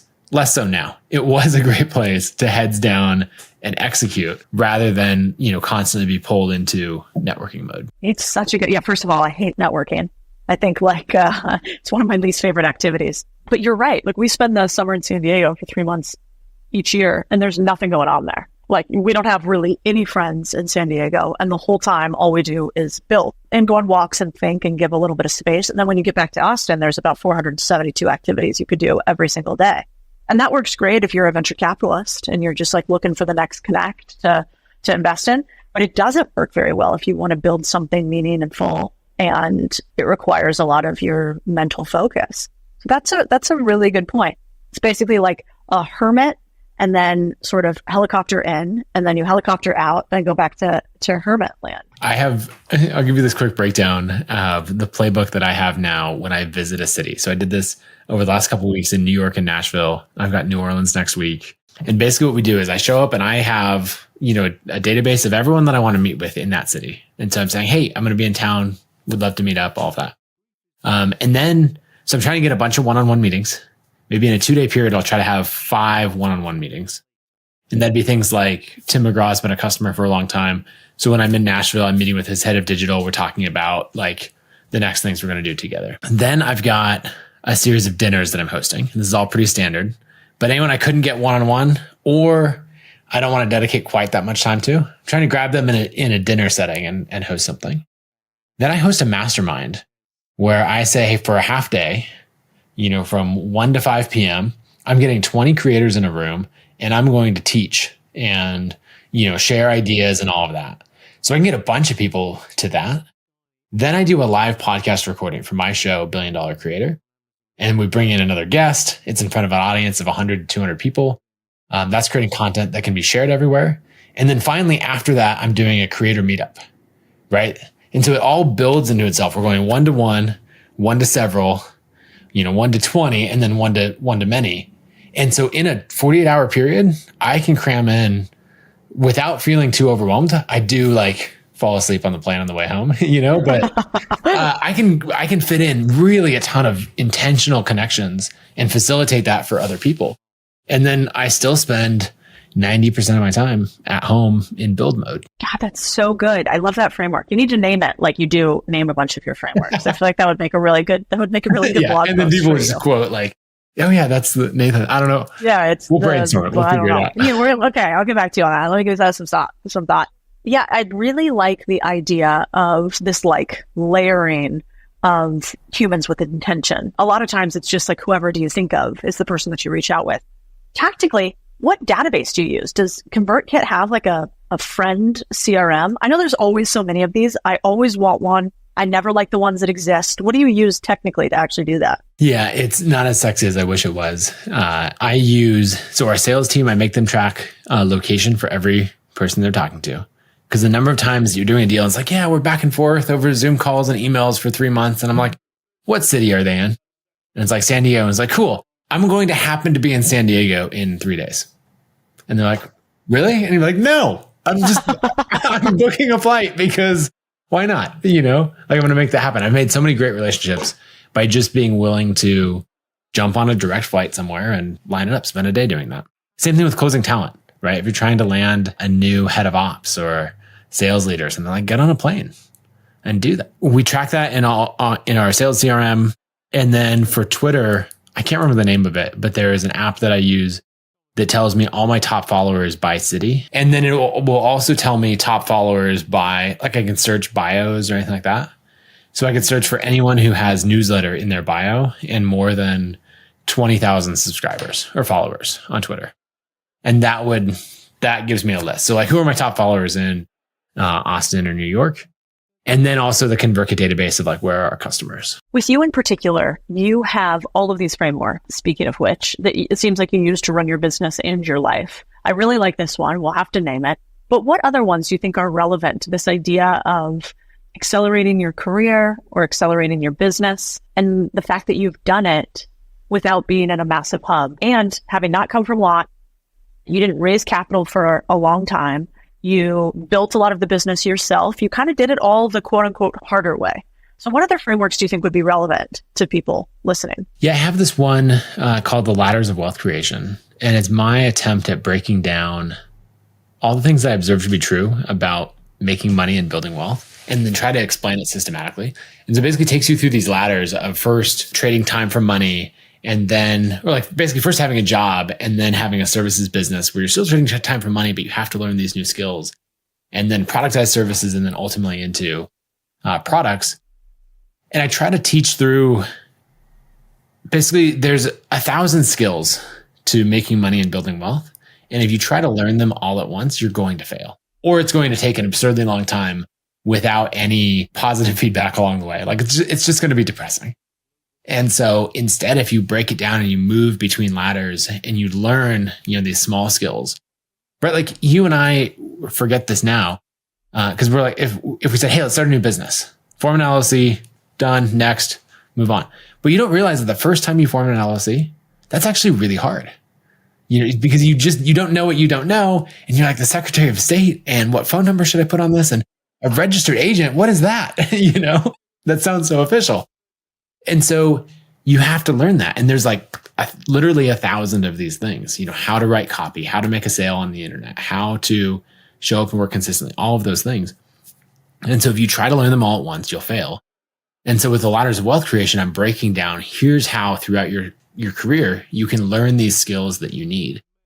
And I think that can happen, in your hometown, but then also you could say, hey, I'm going to move to Austin because I believe the next 5 skills that are most valuable to me for me to learn are X, Y, and Z, and I think Austin is the best city because of these reasons. Or I'm going to move to New York or LA or anywhere else because I've clearly identified the next skills that I want to learn. And then I've decided that this is the best city to learn those skills in. It's so good. I love the graphic too of, sort of the time for money portion is 2 rungs, and then your own service business is 3, and then productized service is 4, and selling products is 6. And so it kind of talks you through each one. And we were talking, before on this, you obviously obsess on creators and how to help them monetize. And so if we were to take that really quickly, like getting your first business to $1 million in revenue, that $83,000 number that everybody wants to hit on a monthly basis in their business when they haven't made a 7-figure business before. How do you think about total revenue number in your ladders of wealth creation? Like, do you see creators that have it at each stage of the ladder? Do you think you got to get to one individual type of ladder before you start hitting 7 figures? So the very first ladder is trading time for money, right? And so that the 2 rungs are an hourly job and then a salary. And there are people who make 7 figures on a salary. They're the exception, right? But certain doctors, investment bankers, right? AI, machine learning specialists at the biggest companies, right? I wonder what percentage that is. I think it's very, very minuscule. Yeah, it's got to be low. So as you move along, like I think it's very difficult on that ladder. The next one of running your own services business, when you're managing a team doing that work, there are plenty of agency owners that are making $1 million a year. What the margins are on that? Some agencies are run to fantastic margins and they're pretty high, but most agencies, I would guess a traditional agency, they're doing $1 million a year in revenue. They're probably actually taking home, if they're honest with all their expenses, 150, 200,000 maybe. And so I've now seen like agency businesses scale to 30 million, 50 million EBITDA, where they can get truly, truly huge. But generally, some of these things cap out at lower sizes. At each ladder, you get more and more leverage, right? Because time and money and these results get disconnected. One thing I want to point out is leverage is not good or bad. Everyone talks about it like it's good. It's not. It is a neutral force. It just magnifies whatever else is happening, right? So if we go buy a bunch of stocks on margin, that's leverage, and that could go very well or it could go very poorly. And so leverage can also mean that you spend 100 hours producing a course, right, for your creators and then, or your audience, and you sell that and it makes a huge amount of money. It could also mean that you spend 100 hours creating a course and it sells one copy and you made $2 an hour. So you have more opportunity to earn more as leverage increases. But if you try to go for something high leverage early, then the chances of you failing because of some other skill that you didn't learn along the way is pretty high. Yeah, it's true. Yeah, it's interesting. It'd be fun to put some like percentage likelihood to hit. It really depends too, because if you're an employee making $1 million a year, you're probably taking home, let's be thoughtful on taxes and saying 500, 600K a year if you're at the highest tax bracket. But you're definitely not doing that if you are in a business that's only doing $1 million a year. So big difference between the two. So if you were like, all right, I, Nathan Barry, have talked to thousands of creators, which by now you have, and I have noted these specific things for those who individually take home more than $1 million a year. What have you noticed? And like, what would you tell people listening if they wanted to have their first business where they could actually take home $1 million a year? The first thing is there are far more creators making $1 million a year today than there were even 3 to 5 years ago. Like typically 8 years ago, 10 years ago when I started ConvertKit, that was a crazy outlier. Now I could probably list off 50 or more. So like I can list off a lot of them. And so first, it's easier than it ever has been before. At the same time, it's one of those things. I said easy. I would say it is simple, but not easy. It is one, like the strategy is fairly straightforward. The amount of work required to make it happen is hard. So first thing is it's happening more often than ever before. Second, everyone who's doing it is showing up consistently for a very long period of time. And they're not like, yeah, I worked on this every weekend for 6 months. They're like, no, every single day, I put the kids to bed and I worked on this in the evenings, or I got up early, or whatever else I did. I structured my life to make this happen. And by a long period of time, I mean like show up every day for 2 years to get like minimum level of results. And that's kind of where your expectations should be. The next thing is you have to have an email list. And people think that like I say that because I have an email marketing company. The answer is the reverse. I have an email marketing company because I figured this out and went, this is insane. So I was watching a video the other day from Ali Abdaal's manager, right? So the general manager of his business, he was breaking down like some of Ali's courses, right? As they're doing a course launch. And they were talking about how Yes Theory, who has a way bigger channel, let's say 10 times as big, did a course that absolutely flopped. And the difference is that Ali was, with a substantial YouTube channel, was promoting to his email list. He said that the YouTube channel is top of funnel. And then as people come in and they're following me on Instagram, Twitter, and then ultimately we're bringing them to email, those are the only people that I'm going to sell a multi-$1,000 course to, right? Whereas the Yes Theory crew with a giant list, they went out and said, we're going to sell this to everybody. And people are like, what are you doing? We only get content for free. We're annoyed that you even have ads on your channel, or like whatever it is that people on the internet say. And so when I look across all these businesses, they all have a way, usually email, to push content to their true fans. And if you have those things, then there's a pretty clear path to $1 million a year in revenue. I totally agree, by the way. Our email list is like the one thing I would never give up. I would give up a lot of social channels, but I would never give up our email list. The other thing I think that I'm sort of noodling on right now, because you have this new $1 billion creator podcast, right, is just playing the game of what are the levels and what are the best businesses to play in. And it'd be interesting for you to have a framework on this. I have one we're kind of working on, trying to figure out, based on margin and multiple. So like, what can you sell the business for? And how much do you take home every year as a percentage of your total dollars in? Based on those two things, on varying types of businesses, kind of similar to you, productized business, let's say SaaS, let's say CPG, et cetera. What are the best ways to play? Because what you've kind of realized is that as a creator, you have a set amount of attention for some period of time. Some people can stretch it longer or shorter. And there are some businesses that have reputational issues if you sell them, and some businesses that you just don't make any margin on, even though you can sell a lot of them. And so playing the right game is so important, but nobody talks about that. Everybody's like, I have a business that does 12 million in revenue or 2 million in revenue. And that really means not a lot. And so the real question should be like, what's your net profit? Or what's your margin in your business? And what can you sell your business for? Or even better, is your business sellable at all if you're a creator? Do you have thoughts on either of those before I let you out of here? Yeah, the first thing is that creators are the best in the world at capturing attention.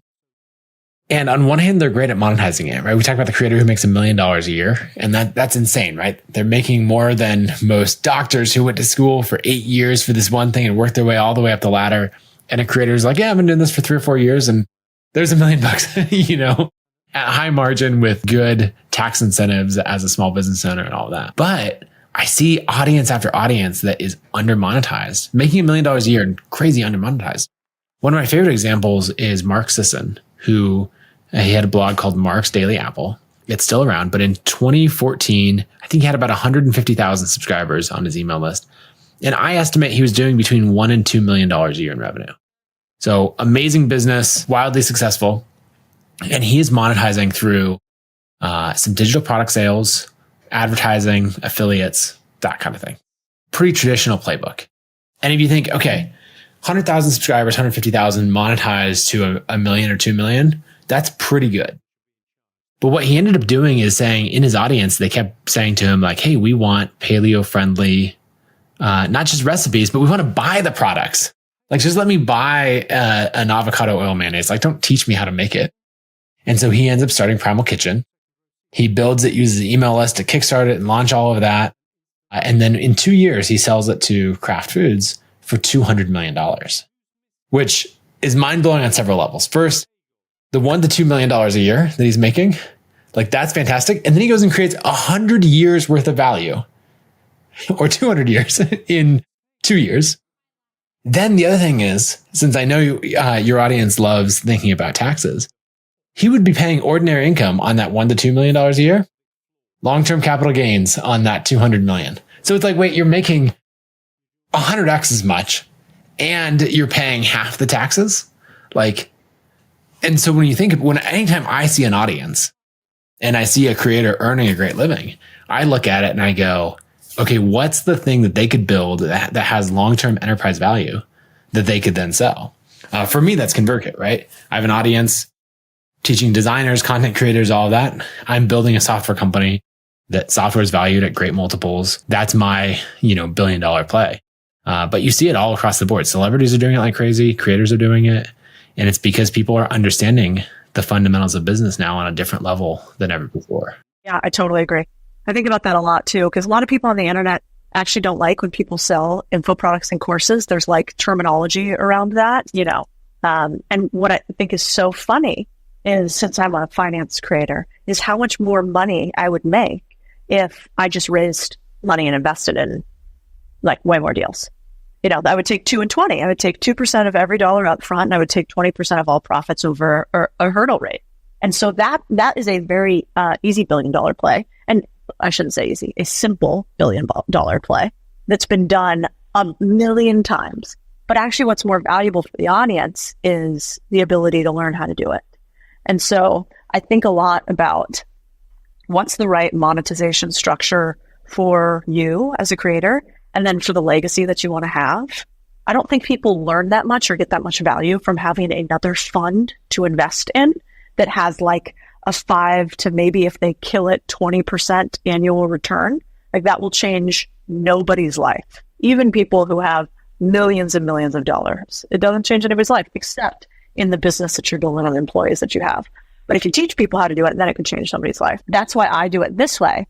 But to your point on Mark Sisson, I've thought a lot lately about how do we give them the mayonnaise? How do we give them the salad dressing, as opposed to tell them how to do all of it in a way that's easier? And so now we're starting to obsess on this problem too, and I'm going to harass you on it. All right. So basically, you're the one human I've found who's built a giant business and never left your hometown. I love hearing that. I think it's really cool to think about how to do it online and with these sort of drop-ins. And in a world in which increasingly you can do work remote and small towns can really benefit, I think, from companies like ConvertKit being in those local ecosystems. It's a cool model for somebody out there listening, if you're in a small town, to not feel like you have to leave it all behind to build something huge. So thanks for sharing your story with us, Nathan. Yeah, thanks for hanging out.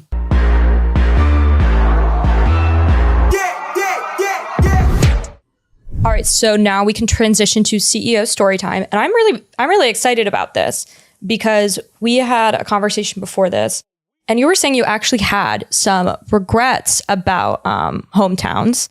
Your thoughts on them and your experience? I'd love to hear those on the show. Okay, biggest regret. I don't have many of them, but I have one, and that is that I didn't apply to very many schools outside of Arizona schools, and the reason why I didn't is maybe something that you guys can relate to, which is my parents didn't want me to. They were like, there was a lot of noise around, well, how are you going to afford that? Well, you don't want to take on student debt. They're probably right there. And why don't you just stay locally? And so I went to Arizona State, which is known more for partying, certainly not Harvard of the West. And it worked out fine. But I always wondered what would have happened if I stretched myself, did the hard thing, even allowed myself to fail, not get into places, and push myself out of the nest earlier. And so one of my biggest regrets is actually not leaving Arizona sooner. Not because I don't love the place, but because you can't be what you can't see. And what I saw around me were a lot of people staying local in the natural industry that is native to Arizona, which by and large is some component of real estate. And so almost everybody I knew who had any success was in real estate, and that really wasn't that interesting to me. Arizona was also known at the time for these big call centers that people would ship out there, and that also wasn't that interesting to me. And so I think leaving earlier, you can always come back, but you certainly can't leave sooner. And so I lived all over the world. And I lived in Santiago, Chile. I lived in Boston, Massachusetts. I lived in New York. I lived in Chicago. I lived in Mexico City. I lived in San Diego. I lived in Dallas, Texas. I live in Austin, Texas. I lived in San Francisco. I've lived in so many cities I can barely remember. And one of the things that I hope they put on my obituary is that no city was my only home, because I really think of myself as an American, not a native to any one place. And so I think you have to have that belief that you are something bigger than the place that you were born into. And once you realize that, you don't have these ties that are usually associated with sort of guilt and fear. What happens if I leave these people behind? What does it say about me that I am the type of person that I would leave? And how will I feel when I say that I am somehow better than others that have stayed in the same place for all of their life? What does that say about me? And I don't think we should all flee, but I think we should do what, we should do it like the Mormons do, which is like send the kids out, let them experience the world, adventure a bit, and then come back to where you are if you want to. But make sure that you have those like early experiences. I do have a question that's actually not on here, and it is about like an Atlantic article, and I believe it came out a few months ago, and it did talk about like happiness in relation to how close we lived. And we had a tweet that we just didn't read on here talking about how a woman lived in Sardinia. She's almost 100. She lives around her friends and she's extremely happy. And basically the stat in the Atlantic was like, I believe, by the way, this is a study that was done by like Harvard in conjunction with San Diego or UCal San Diego, I believe. But basically, friends living within 1 mile of each other are 25% more likely to feel happy, and their friends have a 10% chance of feeling happier too. So what are your thoughts on moving from all those places and like your internal happiness? There's a fun thing we should do with statistics whenever they're told to us, which is we should say 25 or 10% of what? And so if it's like, well, 10% happier of the 5% that is normalized, well, that's not fucking worth it. And so I think we have to dig into statistics just by and large, a little fun aside for any of you economics and statistics nerds like me. My belief is typically the people that you are raised with and born alongside are not of choice, but of chance. And so you surround yourself with humans because you happen to live in a house next to them, not picked by venture capitalists, but just picked by your parents and chance and time.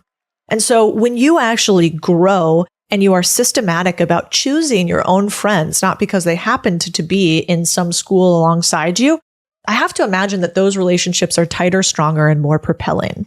And so the friends that I have today are ones that are chosen. And because of that, those friendships tend to be really deep.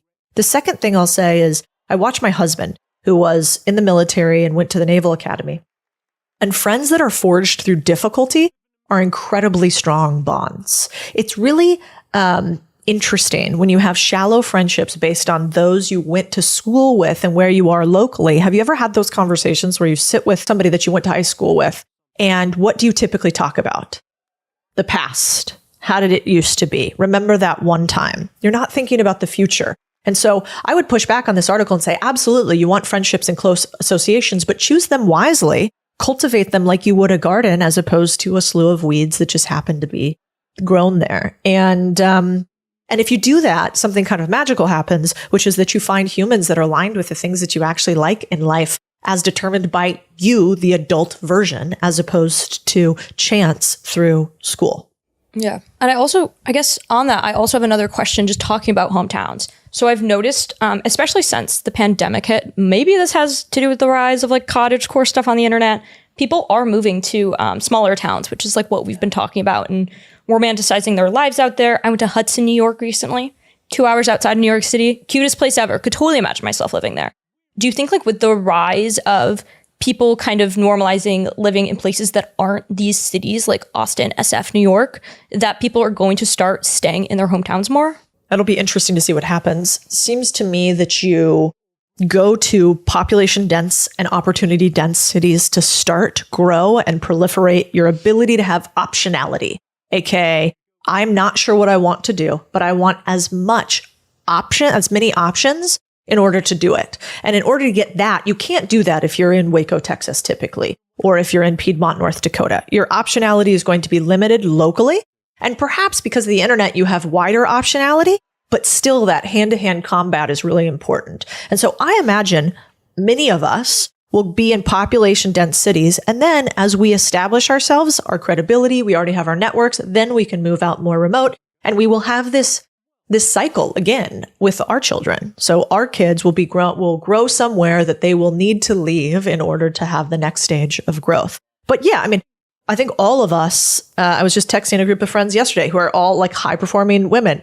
Emily Frisella, who, is married to Andy Frisella of First Form, and Gabrielle Lyons, this badass author and doctor, and Layla Hormozi. And I was just texting them like, is there something wrong with me that what I'm really into right now is like building an empire, getting a six pack, being happily married, and I'd like to decoupage these pumpkins because I found this fucking adorable thing on Instagram. And so I think that idea of nostalgia and small town living is real when we are stuck all day with our faces to a Zoom screen. I would just say don't do it before you've achieved the things that you want to achieve, because if you move towards that too young, I've seen a few things happen because I have a few years on you, for instance. I watched my girlfriends in Dallas, Texas, get married young, move sort of remote, focus a ton on just their family and marriage and things like decoupaging pumpkins. And I would say about 60% of them are now divorced. And they're trying to figure out their next stage because they didn't have optionality young. And I think a lot of them didn't do it because they wanted to do it. They did it because they thought that's what you were supposed to do. And there's no right or wrong. Building an empire sucks often.